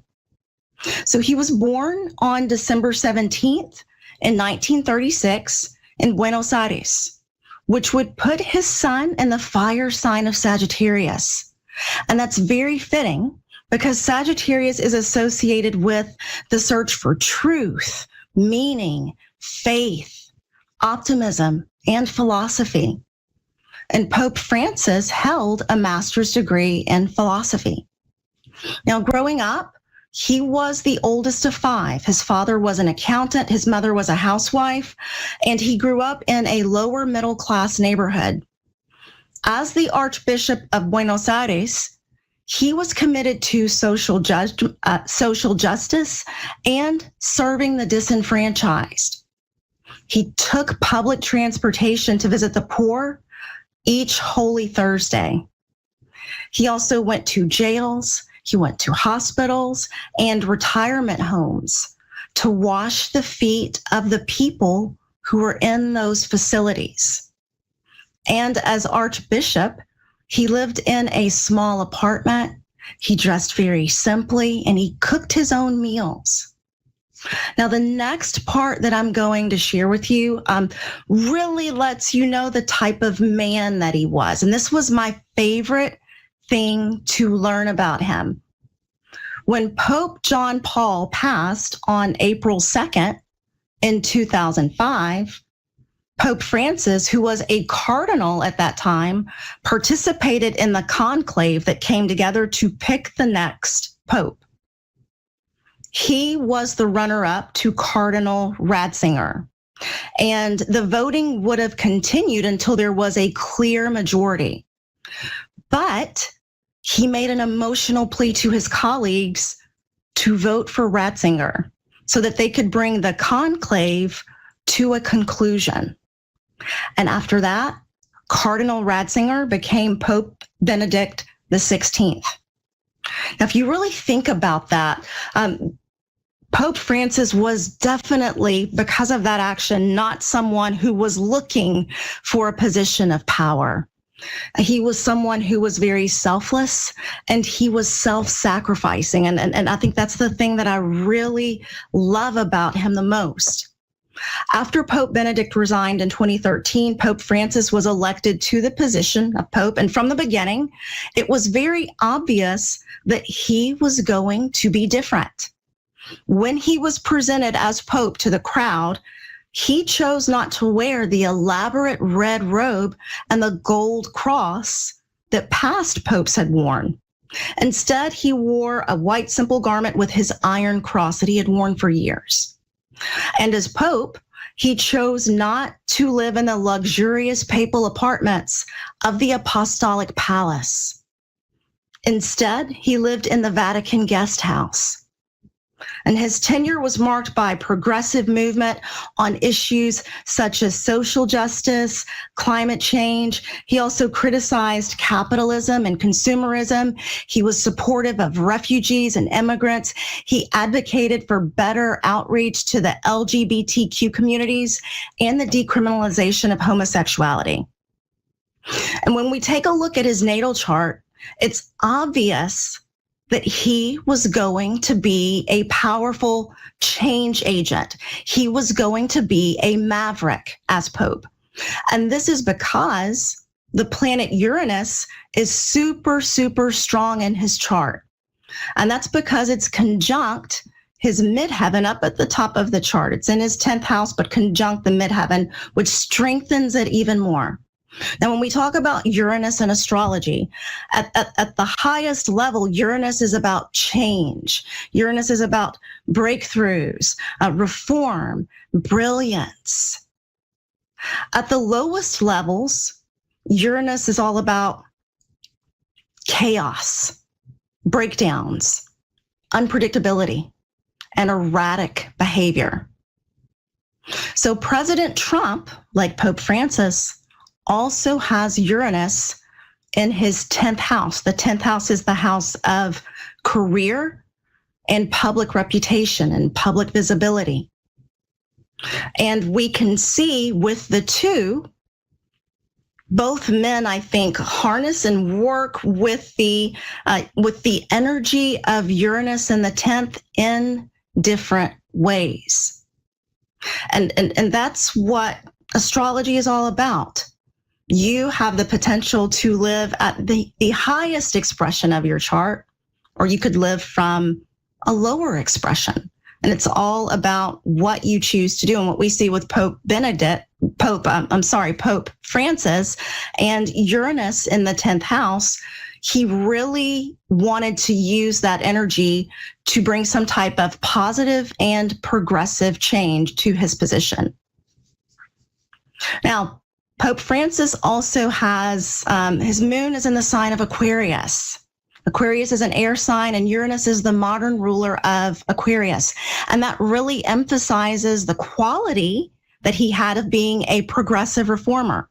And on top of that, Pope Francis had Mercury and Jupiter.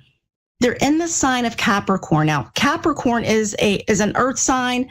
Capricorn is very traditional. Capricorn does not want to veer from the norm. They don't want to really, break the mold. They want to continue in the path of tradition. Well, since Pope Francis had Mercury and Jupiter in Capricorn, why did he tend to be so progressive? And this is because Uranus, up at the top of his chart, made a an easy aspect to that Mercury and Jupiter. So the energy of Uranus was used by Mercury and Jupiter in a very supportive way. So even though there was a part of Pope Francis that was probably fairly traditional, fairly conservative, there was also another energy with Uranus there working with that Mercury that kind of took him towards change and reform. Pope Francis also had Mars in the sign of Libra, which made him a fighter, a warrior for equal rights, for fairness, diplomacy. And we saw this in his call for Israel and Palestine to come together in a two-state solution.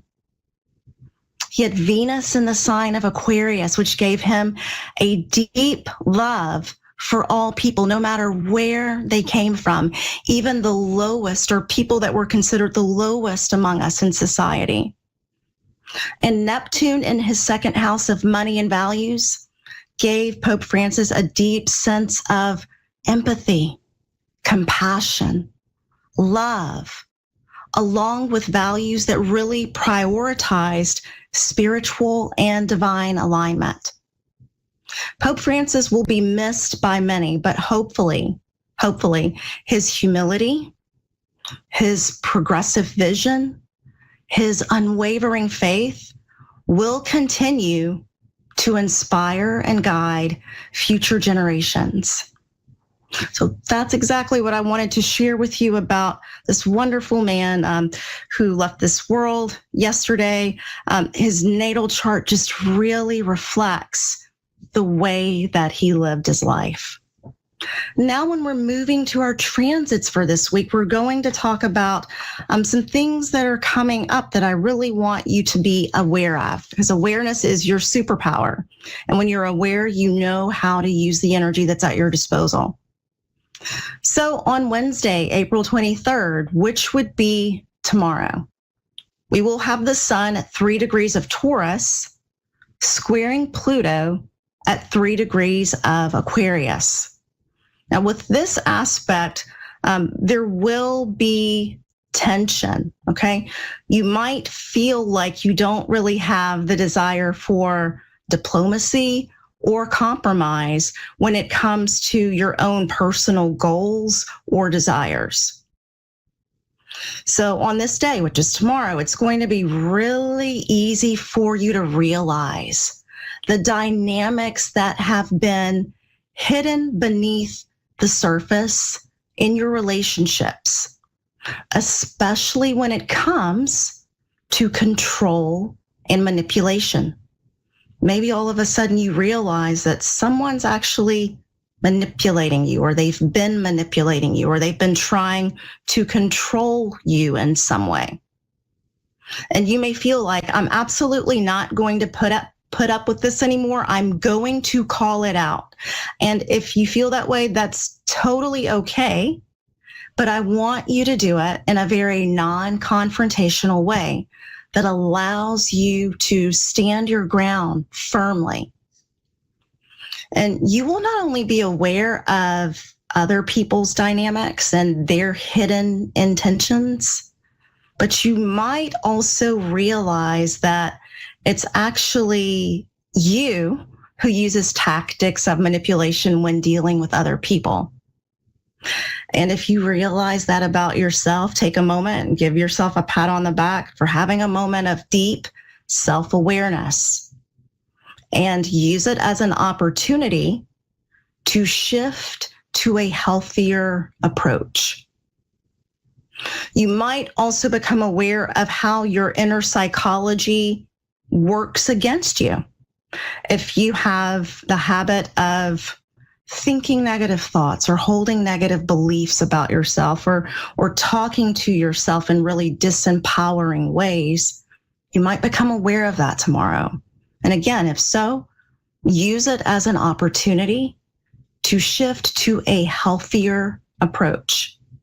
Now, the spiritual message for tomorrow is use empowerment to strengthen the self in an authentic way, not at the cost of anyone else. On Thursday, April 22nd, we will have Venus conjunct the North Node at 26 degrees of Pisces. Now, this aspect might make you feel drawn to incorporate the qualities of Venus into your purpose and into your life mission. And you might be really focused on how your relationships with others add to the joy and the happiness that you have in your life. You might also on this day have a deep desire to really feel loved, appreciated, and valued and connected to others. You might also notice that you have, or you're experiencing or feeling or perceiving a driving force to really experience the best in life when it comes to abundance and when it comes to having beautiful things in your environment, like beautiful works of art, beautiful, nice furniture, beautiful music, all of these types of experiences. And it will be an absolutely fabulous day for clarifying your life values. So if I were to ask each of you, what are your top 5 values? Could you tell me? If not, I want you to use Thursday as the day to really discover what those are for you. Because if you don't know what you stand for, you will fall for anything. This aspect is also great for manifesting with the law of attraction and bringing more love and more beauty into your life. Because what you focus on is what will expand. Also on Thursday, April 24th, Venus will conjunct Saturn at 27 degrees of Pisces.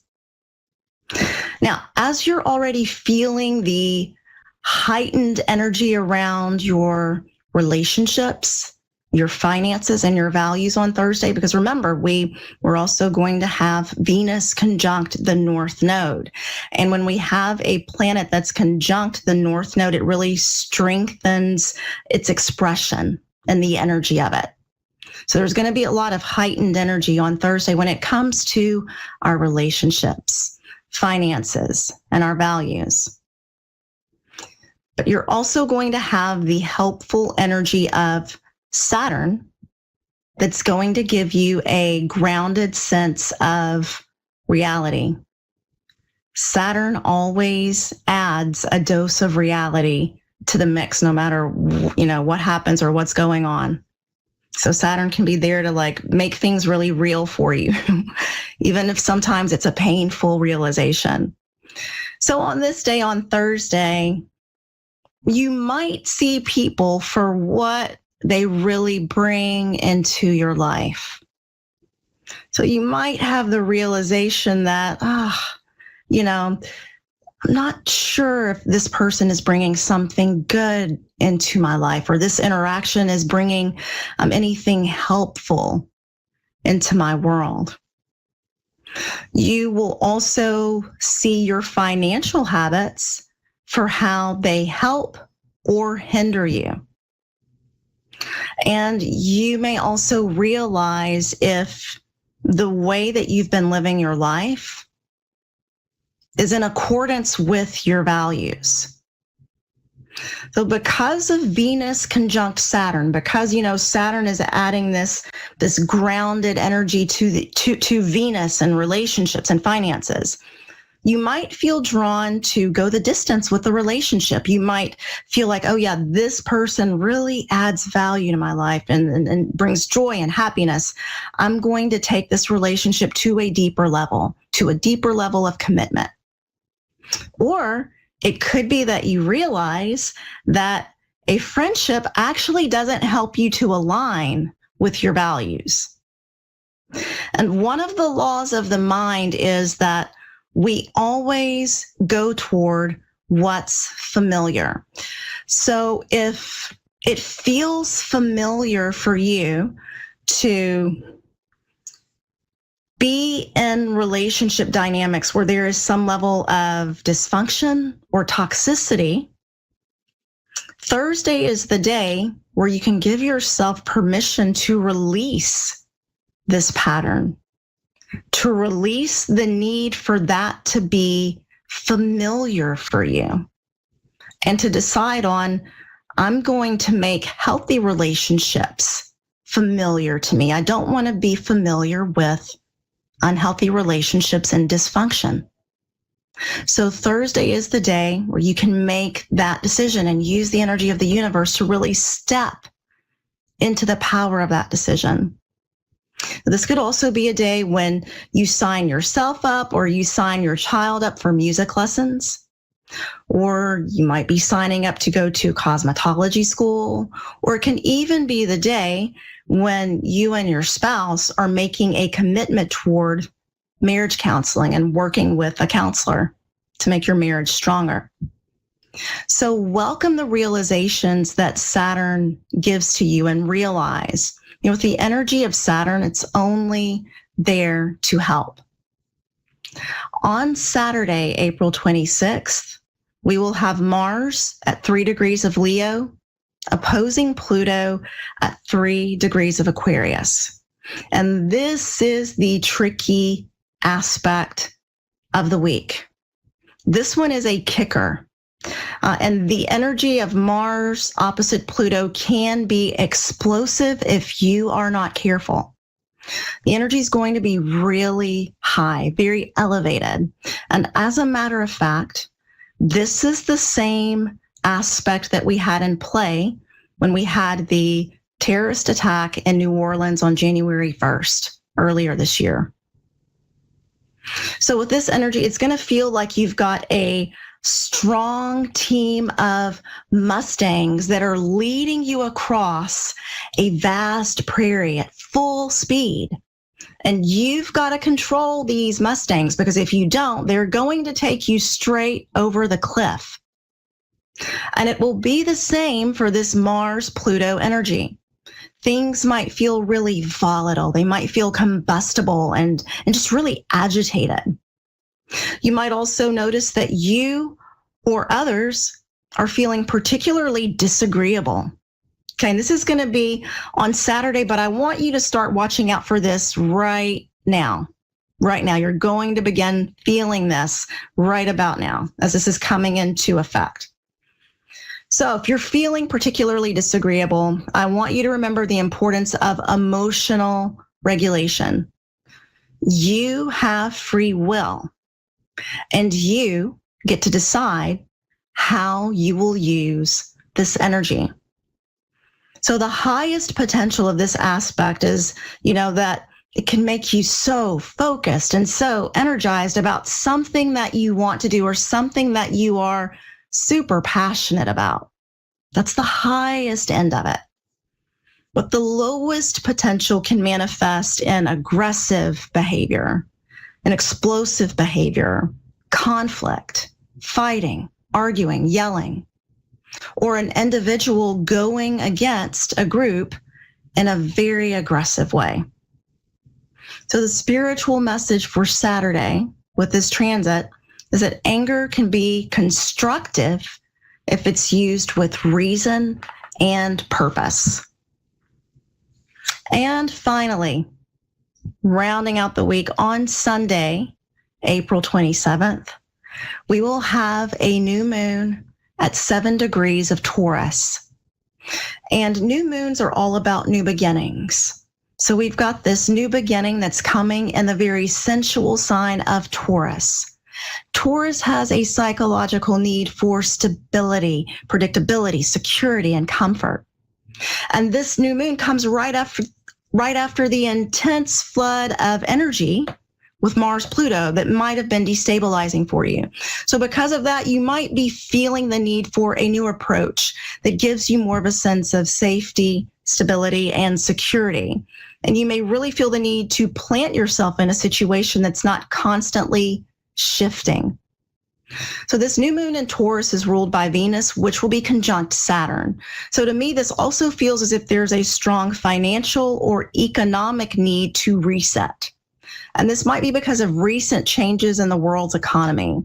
You may be feeling this, your family may be feeling this, and you may decide to take action to ensure the financial health of you and your family. This could also be a new beginning for diplomatic relationships between certain countries and personal relationships in your life. So those are the transits for this week. Remember, the planets guide us. We get the final decision with how we use the energy. So set your intention to use this magnificent energy in beautiful ways. And I'll see you here next week. Have a great week.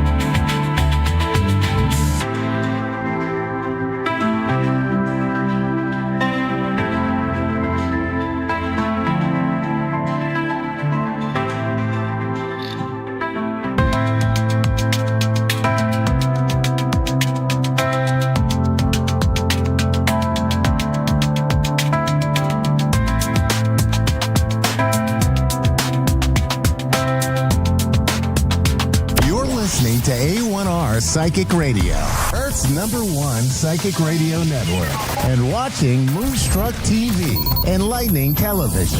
Welcome. Time for Amanda Hall Psychic with Amanda Hall. Live from AmandaHallPsychic.com.au. Connect direct. In North America, dial 888-454-2751. In London, 20-3519-2158. In Sydney, dial 02-8488-3147. Or online, contact us through our Facebook page, facebook.com/Psychic Radio. Or one of our websites, AskOneRadio.com or Moonstruck.tv. This is Amanda Hall Psych on A1R, the Ask One Radio Network. Welcome to A1R Psychic Radio here on Moonstruck TV with Amanda Hall Psychic all the way from the Gold Coast. What an interesting week it's been around the world with all the political things that are going on in elections. We're about to head to one here on the weekend here in Australia, so it's sort of like we're all electioned out here. I suppose a lot of countries are too, but, you know, the USA president has just celebrated his first 100 days in office. Whether you like him or you don't, that's not for me to talk about. But what I'm saying is the world is still sort of creating sort of lots of changes that are happening. The Pope was laid to rest on the weekend as well. So it's been a very action-packed weekend. So it's no surprise to me that the Simply Tarot card of the week is quite a sort of an action-packed one as well. It's the Magician.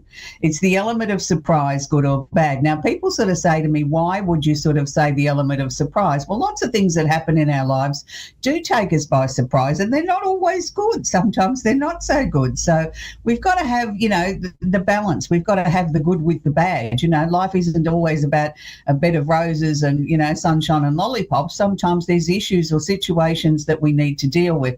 But in all my years of teaching tarot, I used to sort of try and share with my students, when the Magician card comes out, the Magician has all the tools. He has the 4 elements. He has the cups, the wands, the swords and the pentacles. So he really is the ability to change things, to bring things out of nowhere, to sort of look for something that, maybe sort of catches you a little bit off guard. But it doesn't necessarily always have to be bad. Just because it might start out that way or not start out the way that you want it to, doesn't necessarily mean it doesn't end up for your own good or put you on the right path or put you in a direction that you may never have considered to go.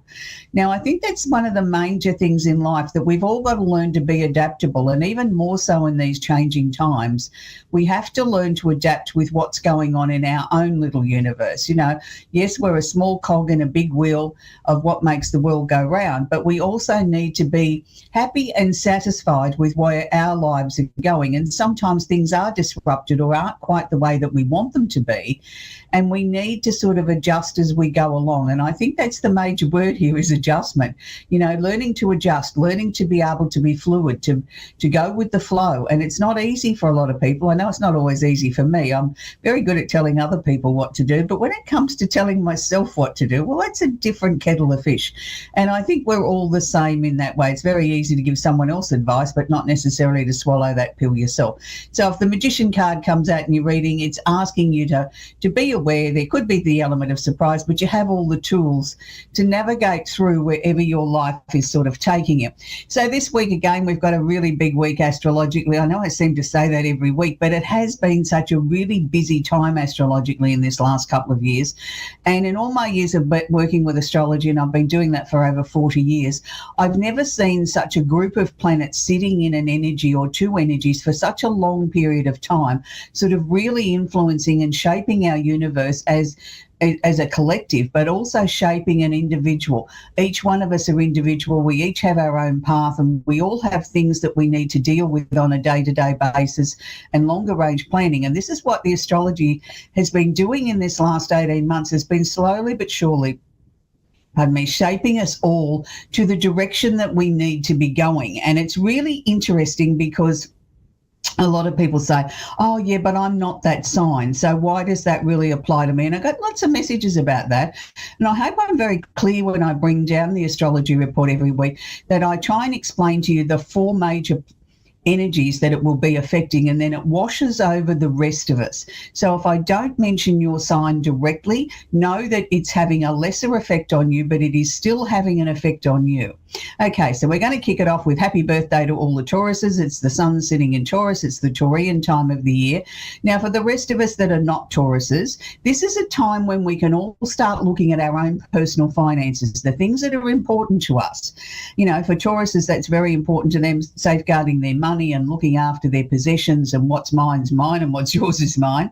But for the rest of us, it's a time when we can start to look at our budgeting. We can start to look at our bank balances, start to put some plans down to maybe improve our finances. What can we pay off quickly? What can we cut back on? What can we start to sort of really feel as if we're back in the driver's seat of our finances? Now, the next section I'm going to talk about is going to sound a little bit complex, and it's going to sound like, you know, it goes on forever, but it's because there is so many planets holding hands together. It's past what we know as a stellium, which is 3 planets. This is sort of like a really, really long goods train. It's going on forever. And we're going to kick it off with the North Node. Now, the North Node is not actually a planet. The North Node is part of the karmic stuff that shows us for each and every sign what we should be aspiring to. But for mostly, it's going to be for Pisces, Cancer, Scorpio, and the opposite sign of Virgo. Any other sign, it will just wash gently over us, but it still is a message for each and every one of us. So the North Node is trying to show us the way forward. Because it's sitting in Pisces, it's asking us to get our creative head out of the wardrobe. It's asking us to sort of maybe do a little bit of daydreaming, think about things. Don't just sort of say yes or no to something immediately. Let's sort of try and look at, maybe is there other possibilities? Is there other ways that we could bring something in that would take us forward, that will give us a better result? Now, the North Node is also holding hands or conjunct Saturn, the planet of discipline and structure. In the old teachings of Saturn, they used to say it was known as the father figure, where the moon was known as the mother. I don't know that that necessarily applies to our modern times. Saturn, to me, is the planet of discipline. Whether you're male or female, it's showing you that you need to have some stickability. You need to have some direction. You need to have some planning. Sit down, think about it, look at it very carefully before you sort of start to make final decisions. It's asking you to be a little bit flexible, but also asking you to look for structure and the way forward, that this is really, you're not going to waste this golden opportunity. Now, Saturn is also conjunct or holding hands Venus, the planet of love and affection. Now, this is where things start to get very interesting, because we tend to think of love and affection and we think of relationships. We don't tend to think of the things that we might love to do, or the things that make us smile or make our heart sing. Yes, it can be a new relationship, but not everybody on the planet is looking for new love. For those as are, then you're being asked to sort of really put your aspirations high, make sure that this person really suits and blends in with your personality. Do they bring some structure? Do they bring some opportunity to your life? Will they improve your life by being part of your life if it becomes serious? If all those ticks are in the right boxes, then by all means proceed. If they're not, then start to look at what are the answers. Can I live with what I'm seeing? Do I like what I'm seeing? If I don't, can I live with that if this relationship becomes serious? If the answer is no, then bow out gracefully now. Don't let it go on and on and on until it becomes a point of no return. And for most of us, it's going to be putting some structure into the things that we love to do, whether it's a new hobby, a new job, or something that makes us smile, something that we're interested in. You now have the discipline to be able to study that or place your energies into that and gain the maximum out of this new situation or opportunity that's giving you pleasure. Now, we're still talking about planets all holding hands, but we're going to change signs now, and we're going to jump over to the next sign of Aries. So we've still got Venus, the planet of love and affection in Pisces, is conjunct or holding hands Neptune. Neptune has just jumped into the sign of Aries in the last couple of weeks. So Neptune in Aries is sort of stirring up the Aries landscape a little bit. Some people are sort of saying, I'm really comfortable with it. It's great. It's exciting. I feel very creative. I feel like I'm getting in touch with my inner self. I'm becoming more spiritual. I'm sort of really looking at things in other ways. And other people are tearing their hair out saying, I don't know what's happening. I feel very uncomfortable. I don't feel right. I don't feel like I'm me. This will settle down. It's not necessarily is one right and the other one's wrong. It's a matter of blending healing of a lot of things. Aries have gone through a lot of changes in the last 12 to 18 months. This is just sort of continuing on with that theme, that flavour that, change is good. And, Aries people aren't known for their patience. They like to get in, get out, go and stir everybody up and then nick off. It's not their role to stick around and sort of see how the project unfolds. They're there to motivate people and get people up off the chair. But one of the things I learnt very early in my career with astrology was Aries is me first. And did I tell you about me first? Well, this Neptune influence is really bringing that to the forefront. It's like anything that they feel is lacking in their lives, or things that need attention, or something that they want to get off their chest, or if they want to become more creative, is becoming very magnified at the moment. So Neptune is also conjunct or holding hands Mercury, the planet of communication, again in Aries. So this is sort of, it is affecting the fire signs when I'm talking about Aries. I'm talking about Aries, Leo and Sagittarius, and the opposite sign of Libra, washing over the remaining 8 signs. But communication is something that they need to be very careful of. They shouldn't be sort of just throwing something out there to get attention, or to get it, look at me, aren't I important? Or did I tell you about me and me and me and me and me and the only thing that matters in my life is me? They've got to start learning to vibrate off that opposite energy of the Libra energy, where we're being inclusive, we're bringing everybody else into the equation as well. And I know sometimes this can be very difficult for Aries, because they do really think that they are the centre of the universe and the whole universe, and everybody else is inconsequential. Well, that's not what the lesson is here about learning how to put yourself more in the front and centre. It's about learning to share. It's about learning to bring other people in, to be more inclusive. Even though the energy is in Aries, it's asking you to sort of flex those muscles and be more inclusive in that way. So Mercury is also conjunct or holding hands Chiron, the planet, which is not a planet, but it's known in karmic sides of astrology as the wounded healer. Now, this has been sitting in Aries for some time, and this is what's been slowly trying to transform Aries. Some people have had illnesses, had to have operations. Other people have made changes in their life or changes in their working life, and it hasn't always been easy, because they've fought it every step of the way. They know better than everybody else. And sometimes the universe or planetary configurations not necessarily work against you, but say, hey, hang on a minute, you're not listening to me, you're not going with the flow, the way that we need you to go to sort of bring new changes and everything in your life. You're still heading in this very stubborn, very Aries direction of, I can do it my way, and I know what I'm doing. I don't need anyone else's help. And sometimes then Chiron will sort of give you a slap around the ears and say, no, that's not exactly what we were looking for. We were hoping to transform your life. We're hoping to heal you.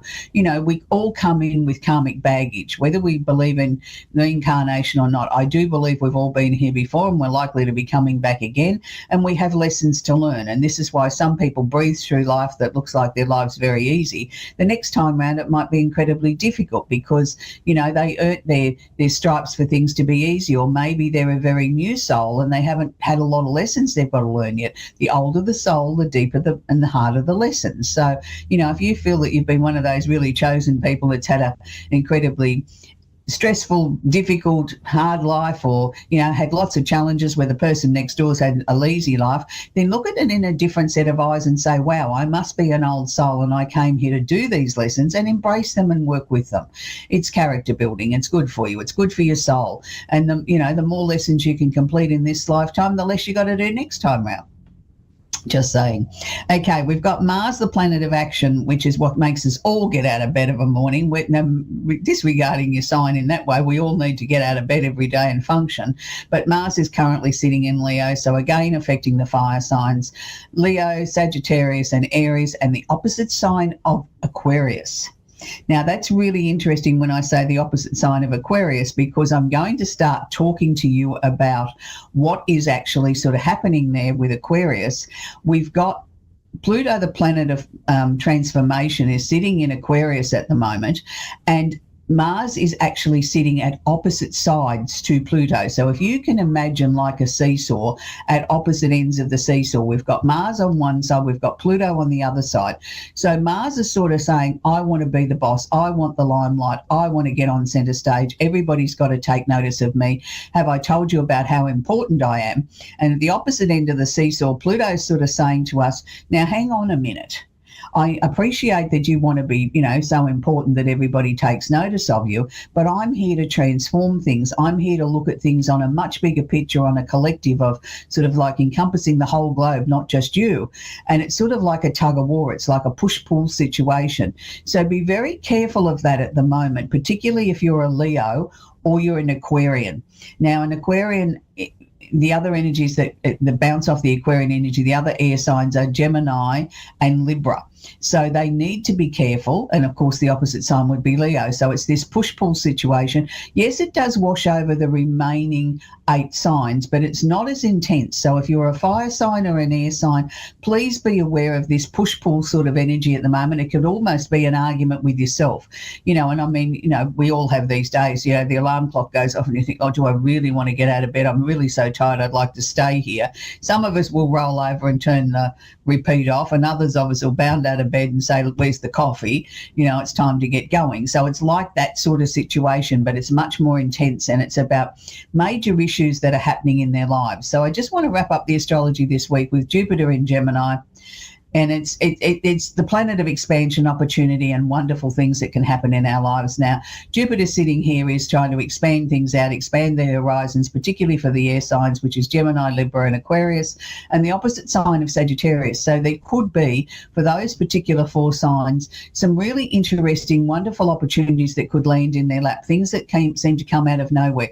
Finally, you're getting recognition at work that you weren't getting before. All of a sudden, people are taking notice of you. It will wash over the other side. So if you're looking to change your job, maybe sort of slowly, but definitely start looking. May not be precisely the right time to make a change, like a job change or make a move, but it's time to start looking because there is wonderful things happening ahead of you. So we're going to take our first caller, which is Yolanda in Ripley in Mississippi. Are you there, Yolanda? Yes, ma'am. Do you have a question I can answer for you, please? No, ma'am. You don't? You just want me to sort of have a little look at what's going on in your life, Yolanda? Well, I'm wanting to know, I've been having like real bad dreams. Right. I keep seeing like shadows. You can't feel your shadow or you can't see your shadow in the dream, sweetie? Well, I see it. It just reflects on a certain day of what happened last year with my mom. Right. So your mum's still with us? No, she unfortunately passed last year. Oh, I'm sorry to hear that. Look, sometimes when we get dreams like that we can't quite explain, it doesn't necessarily mean that there's bad things that are going to happen, Yolanda. Sometimes it's yes, it's a dream, but sometimes it's dredging up stuff from the unconscious or the subconscious part of our mind, and it's putting things in a way that it's like to get our attention. It's not necessarily a direct message from your mum saying things are all bad or you're doing something the wrong way. It's a combination of things. Yes, she's trying to make sort of contact with you and trying to make her presence felt, but at the same time, your own mind is dredging up stuff from the past, and it's trying to show you, even in a shadow form, that maybe things could have been done differently, or maybe now that you've looked at in hindsight you feel that you could have handled the situation differently. Doesn't mean something was right or wrong. Look, I don't feel that there's anything untoward here. I want to just take a moment to sort of honour your mum here. When she passed, was that a sudden situation? Was she not expecting this? No. No, it wasn't sudden, or yes, it was? It was sudden. She got sick Mother's Day, found out her liver was failing. That then when we took her to the hospital that Tuesday, when I got back to the hospital, we found out she had stage 4 cancer, and there was nothing else they could do but we had to make a choice to put her in hospice. Then she passed 5 days later. Oh, I'm sorry to hear that. So obviously, that was a very stressful time for you and the family, and quite a shock for her. So, she might have known she was sick, but she didn't realise it was that serious. I mean, that must have come as a terrible blow to everybody, just thinking mum's sick and she's going to get better, and then all of a sudden she's gone. Is that how difficult it was for you? Oh, yeah, I still haven't dealt with it. I just push it far back the way I can, because I don't want to think about it. I just keep myself busy so I can't think about it. Yeah, Yolanda, look, that's not an uncommon way of people to deal with grief, because we don't get taught how to deal with those sort of very intense emotions, and particularly when somebody passes so quickly like your mum did, here 1 minute and gone the next sort of thing. It's even more difficult than if you've had 6 or 12 months to prepare for it. Not that I think you can ever prepare, but you know it's coming. But in this situation, you didn't know it was coming, and that may be part of the reasons why these dreams are happening. It's like your unconscious mind sort of clearing everything out, trying to say to you, it's okay, there's nothing more that you could have done. You know, it wasn't your fault she died, it wasn't her fault she passed away either. That was just a tragedy that happened, and we now have to process it. Grief is one of those very personal things that there's no right or wrong way, Yolanda, how to deal with it. And you know, there will come a time where you will probably visit it and look at it and find some sort of peace out of it. For now, but that's not how you're handling it, because you don't feel drawn to do it that way.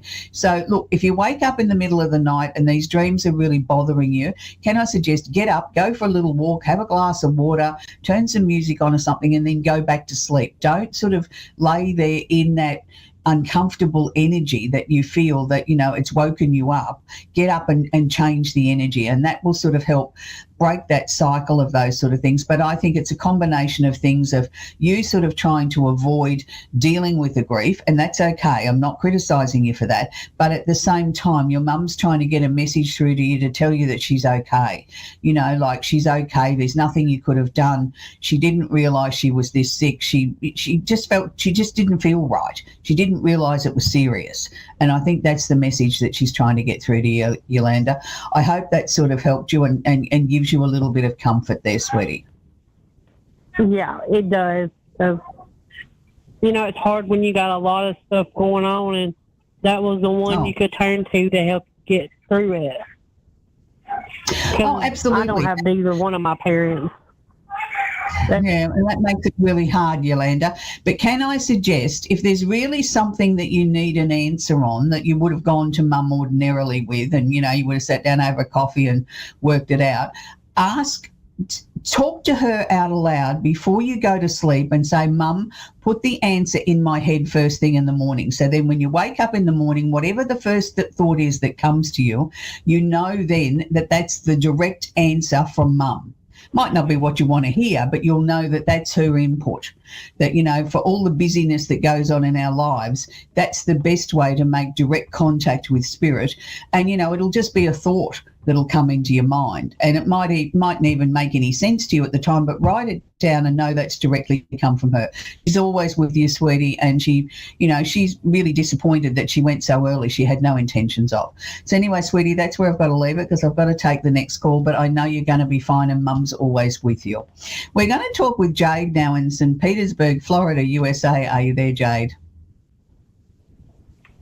Yes, ma'am. Hi, Jade. Do you have a question I can answer for you, please? Yeah.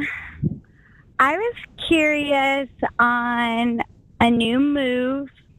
My best friend, he wanted to move down, and we wanted to kind of start a new journey together.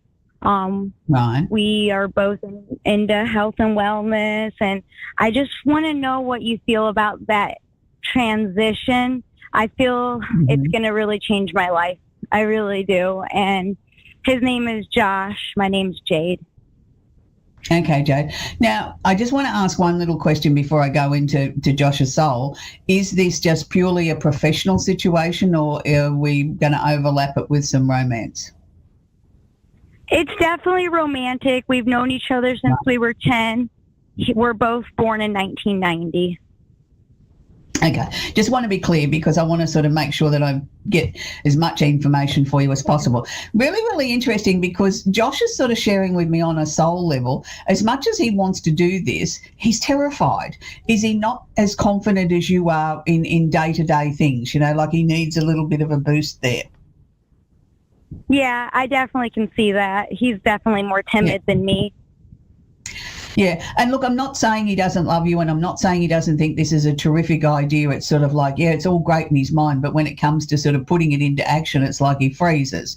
Look, I think that he will overcome that over time. I do definitely feel that, the two of you will move together and move on to a business, but I'd like to sort of see the two of you still have another income. Just while we're getting everything sort of sorted and together, I'd like to see us have a day job as well, so that we don't have that stress of not having enough money coming in while we're building, what we want to do in the, health and lifestyle industry behind it. Let's take the pressure out of the situation. He's a really, really nice man. And at times I think he's his own worst enemy, because at times he talks himself out of being as good at something as he really is, like, oh yeah, I'm good, but, there's always a but. We've got to try and encourage him that not everybody has to be the number one in their field to be the best. It's the best that you can be yourself. I feel he's very intuitive. He really picks up on a lot of people's energies, and I think that's probably part of the problem, is he hasn't really learned how to release those energies once he's finished dealing with a client. He takes it on board, he sucks it in, and he thinks he detoxes from it or releases it, but he doesn't release it enough. It's like he keeps 10% of it for himself in case I need it later on. Well, he doesn't need someone else's energy. You understand what I'm saying? Where you seem to be able to sort of put it into a very professional thing. Like, I've dealt with Mary, I've given her a session. Once she leaves, I do my little ritual, I cleanse everything, I send her on her way with love and light, and then you're ready for the next one. With him, he takes 10% of it and keeps it. So there's got to be a little bit of education or training there to help him. But look, I really think this is going to be hugely successful. The two of you are going to grow together. I mean, I know you mentioned that you've known each other since you were 10, but I think you knew each other in past lives as well. This is not the first time you two have been together. So there's a lot of knowledge there that will come through as we take our time, as we grow as individuals and things start to move forward. You will start to have dreams or just information will come to you and you think, where the hell did that come from? I haven't gone and officially studied that, but I just know it. Well, just be thankful that it is coming through from a past life situation, and you do understand it, you do know it, it is your right to have this sort of knowledge and this wisdom. Can I go a long way down the track? Was the long-term goal with what the two of you were hoping to do, are you eventually hoping to open up a sort of a centre, a retreat where people can come and teach and learn and stay and do all those sort of things? Is that the longer actually term like goal? a wellness centre. clinic of some sort. Yeah, but I could see it as somewhere where people, but they booked in for a sort of a weekend or a week as well. Like there was sort of like, if I can use the example, like a medical centre or a doctor's surgery on one side, and then the other side was where people came to stay, and we teach them about nutrition and meditation and dealing with their lives. It was sort of like not just you two. There was other practitioners obviously that would come in, but that to me was the end goal of where you're hoping to achieve. Mm-hmm. Yeah, actually, and that's what I thought. Is exactly my vision. Good. And I think he's on board too. It's not going to happen next week or anything. It's something he's going to work towards. But what I was saying is they were showing me longevity here, that this is where it's going to lead to. And I think trying to prove to me to share with you that this is the right path. You two will not only be, business partners, you'll be lovers, you both share the similar sort of dreams and aspirations, and you're both working towards this higher goal of, eventually having a wellness centre where we can help many, many people. And you'll have paying clients, of course, you have to, to keep the doors open, but there will be programs that you run at different times that are there for people that can't afford it, or people that have, not as big an income, or might have special needs or something like that. So it's a really encompassing program. It's really great. Look, I wish you and Josh every success with this, Jade. You know, the two of you have been chosen to do this. Yes, it's not always going to be easy, but I think as long as you can be open and honest with each other, I can't see why this won't be a huge success. So that's where we're going to leave Jade in Florida. It's been a really, really interesting show. Look, it doesn't matter who I speak to, you know, and which way you perform a reading. There's always a unique and special message for each and every one of us. And, you know, it's sometimes, you know, those that aren't fortunate enough to get on the show or speak to somebody live, you know, quite often can take a message out of someone else's message. It sort of rings a bell with them and say, oh, yeah, I can see that, or I can see how I could apply that to my life. So readings sometimes, even though they're very personal, but when they're done on such a public stage, can reach so many people around the world. And, you know, each of us take out of what we hear on the show or what we see on the show, that's personal for us is the piece that we're meant to have. So this week I want to leave you with one of the most beautiful love songs I think that's ever written. And it's interesting, we were just talking to Jaden about her man named Joshua, and this week I'm going to feature a song by Joshua Caddison, Beautiful in My Eyes. I think it's a very beautiful song. He writes beautiful songs. I mean, Joshua Caddison's written many beautiful songs, but this one particularly sort of jumped out at me this week, and I thought it was a nice song to share with everybody, particularly on our first week as we move into a new way of broadcasting here at A1R Psychic Radio on Moonstruck TV. We're now broadcasting through Zoom, and it's really exciting for us to have this new platform to be working on. So until next week, enjoy your week. Don't look at things in such negative eyes. Look at things as, you know, you're pleased that you're alive. You know, whether you like what's going on politically around the world or whatever, it doesn't matter.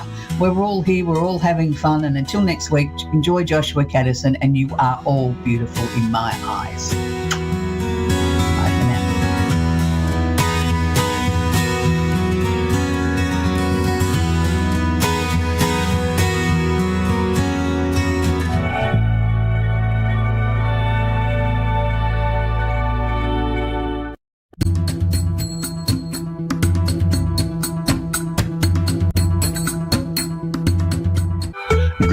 Fellow seekers of truth, wisdom, and light. This is Reverend Elliot, your friendly neighborhood esoteric practitioner, coming to you live tonight from the city of New York, where we're still freezing. It's still cold here, but I've got news for you.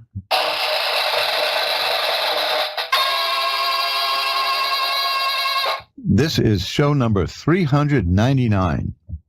Which means, and I spent hours working this out on my slide rule, and I gave up. I ended up calling Elon Musk, but I found out he's the dumbest billionaire I ever encountered, which of course is a joke.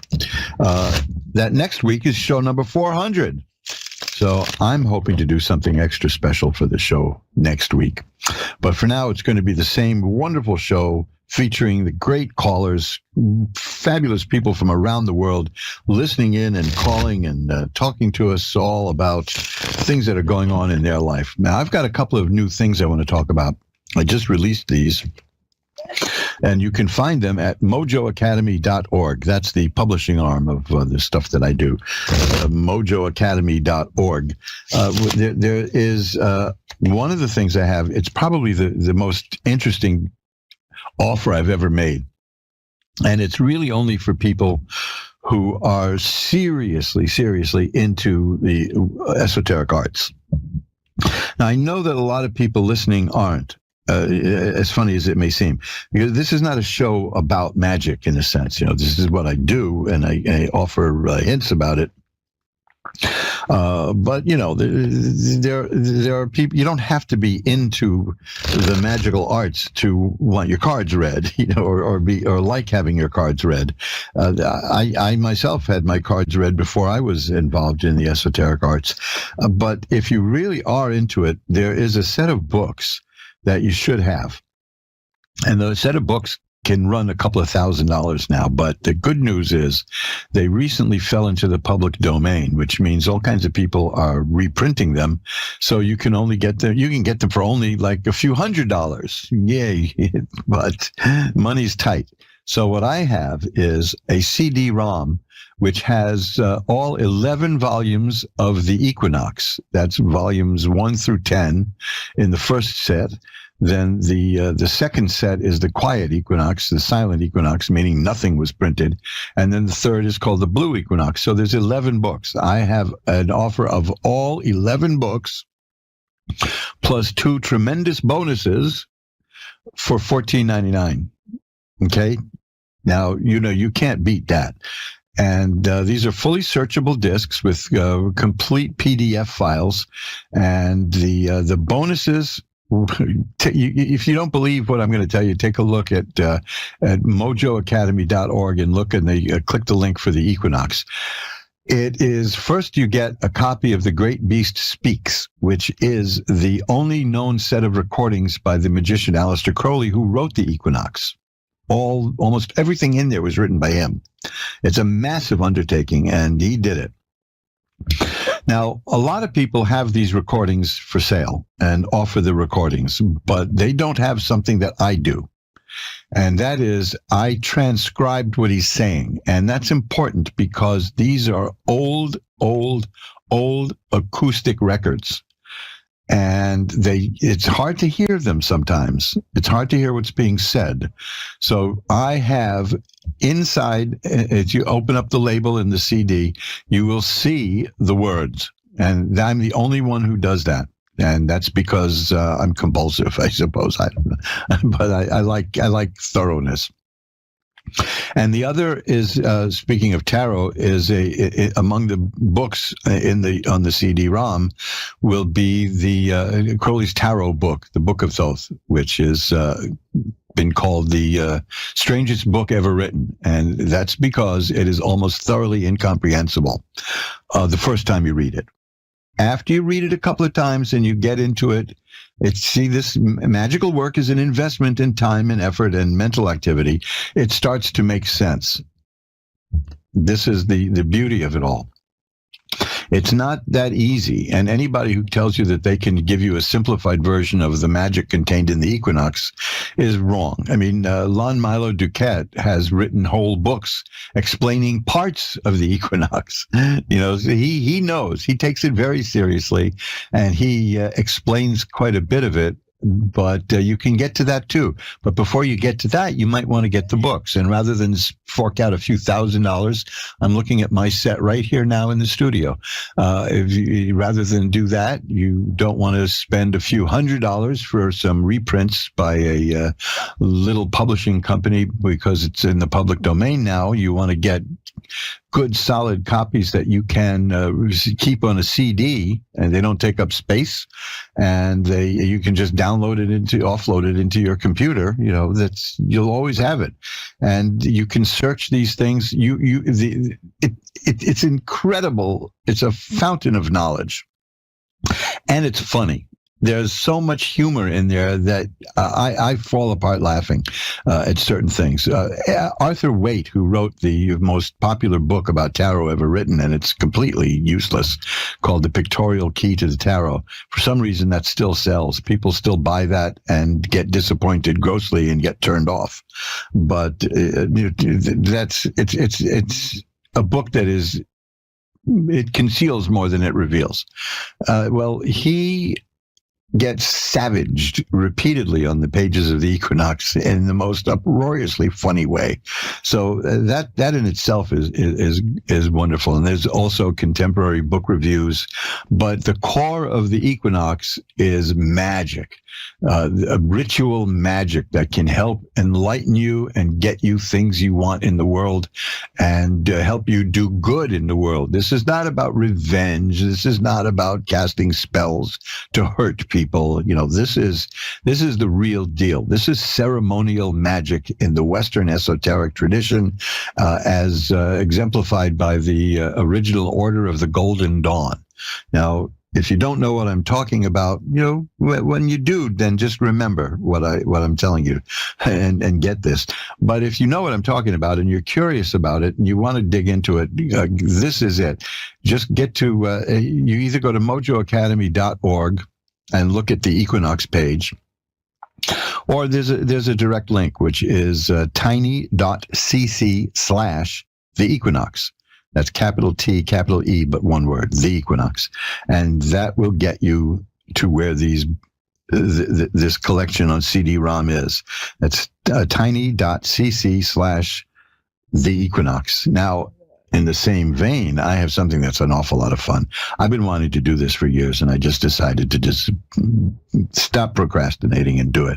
I quite often I've mentioned that I was married once before, very briefly, and it was a strange little marriage. But well, there were things about me she just despised, and one of them was she told me one day that I was a procrastinator. And when I looked up that word in the dictionary 2 weeks later, I was very upset. Wait a minute, that calls for this. Let's see. That's obligatory, folks. I had to do that. But I wanted to do this, and it is custom designed talking boards. Now, I'm not going to say Ouija boards because that's a trademark. Custom designed talking boards, spirit boards, if you will. And I can make one for you, 8.5 by 11, laminated with a planchette, based on your favorite photograph or any photograph you send me that you want me to turn into a talking board. Whether you think it's appropriate or inappropriate, it's up to you. I'll do it. And if you just take a look at that, also at mojoacademy.org, the custom designed talking boards. And you can get that. You can look at that at this a similar address. It's tiny.cc/custom board, capital C, capital B, custom board, but one word. And go over there, and you will see a downloadable brochure that explains the whole thing. And I think that they make a wonderful gift. And if there's a picture you have, and if you want me to do it for you, I'll be more than happy to do it and then mail that right out to you. So check those two things out. I worked on those pages, and I think you'll like the web pages, and I think you'll like the products. But mostly, if you're seriously into the occult arts and you want to take an upgrade, and you don't have a set of the Equinox, because most people don't. The set that I've got was printed in the 1980s, and they only made 750 sets. But I have one of those. Now, those today I've got it for about $200-300 new. Today, they go for about $2,000-3,000. And I don't think you should do that. I don't think you should spend that kind of money on that. But if that kind of money means nothing to you, go for it, because these books these are graduate school works of magical explication. So go, if you really want to go up a notch or two or three or four, get the Equinox. And also it's fun reading. It's dense reading. They wrote differently in the early 1900s, in the late 1800s, but they got the point across. So please check those two pages out at mojoacademy.org, custom talking boards and the Equinox. Now, we are, as I said, on the cusp of show number 400. Time may fly, but I've been doing this. I'm in my 14th year doing this. I think that's the 14th year now. And that's, boy, I tell you, this is, I missed so many shows last year because of illness. And then I met a whole medical team that decided to make it their life's work to keep me from dying. And I guess I appreciate that. Let's call a spade a spade. I'm not upset about that. But I mentioned that to one of the doctors who I visited today, and I said, I see a lot of brusque people who are very unhappy. And I don't think they understand that all you people are doing is keeping us alive, and he smiled. Oh, it was marvelous. It was so nice. And it's like giving back a little bit, but I'm here. I'm actually, for a guy who's terminal, I'm healthy. Now the thing about terminal is, as long as they're treating me, I'll be here. If they stop it, of course, the lights go out. But that's there's worse things that happen, and I'll deal with it. And when it gets flowing, when I get into the whole flow of it and accept this as part of my life, which is what it's going to be forever, I will. I'll be doing more and more innovation, like the talking board or like the Equinox. These are the kind of things that I enjoy doing so much, and so let's get together every Wednesday at 11 Eastern, 10 Central, 9 Mountain, and 8 Pacific for the people listening in the archives hundreds of years later. And don't kid yourself. People probably will be listening many, many, many, many, many years later.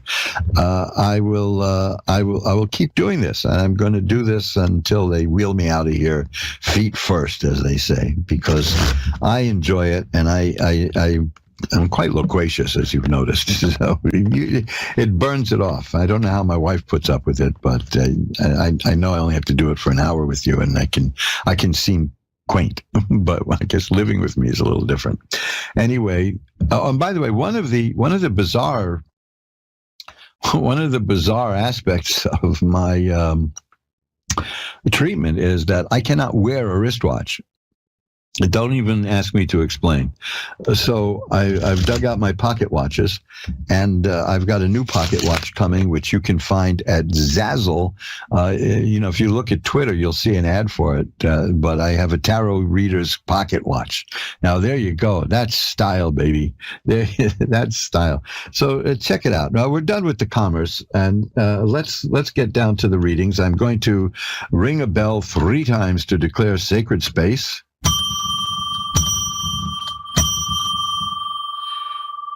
And we'll pull back the curtain on the magical window for Beth in Eagle Rock, Virginia. Hi, Beth. You're on with Reverend Elliot. Hello. Hi. How are you? I'm doing well. Good. I'm here. Let me tell you something. The best friend I ever had in my life was from Eagle Rock. But I don't know if it was Eagle. I don't know if it was Eagle Rock, Virginia, or not. It was a German Shepherd. Who my sister named, and this is in the 70s, named Frodo. But on his pedigree papers, it was Frodo of Eagle Rock. And you know what? I have 3 German Shepherds. No, aren't they great? That I rescued. Yeah. People don't know. People like dogs, but I don't think they understand that the thing about German Shepherds is that they learn. You can train. You can train a dog, but they learn. And I found that out because I asked the dog, I said, go to mom when I was a kid, I was living at home at the time. And the dog went to my mother. We never told him that, but he was listening to the way we spoke to each other. And he knew who was who. And they literally understand what you're saying. To you. Yeah, now you have to be careful with what you say. Yes, you do. And I didn't see that dog after I grew up and went out and left home and all. And then I went to visit one day. And that was the first I'd seen that dog in maybe 15 years. And it started whimpering and weeping, and it was a little lame in the hind legs, as a lot of pedigreed shepherds will get. And it dragged itself over to me and put its head in my lap. And it remembered me. Wow. And I'm telling you, that dog was crying. 15 years later? Yes. That's awesome. It was quite old at that time. It was, That's amazing. They don't forget. And this was a true friend. The only time I ever saw this dog scared was the first time I took it for a walk on Broadway here in New York City and in Midtown on the Upper West Side, and he saw. Up until then, he was the biggest animal he'd ever seen, but he saw a mounted policeman on a horse, and he saw a horse, and he started crying, and he was like, "Oh my God, that is way bigger than me." Yeah, he went into the submissive position with, his tail up and all that. But it was very funny. Yeah. But yeah, so I see Eagle Rock, and I always think of that wonderful animal. That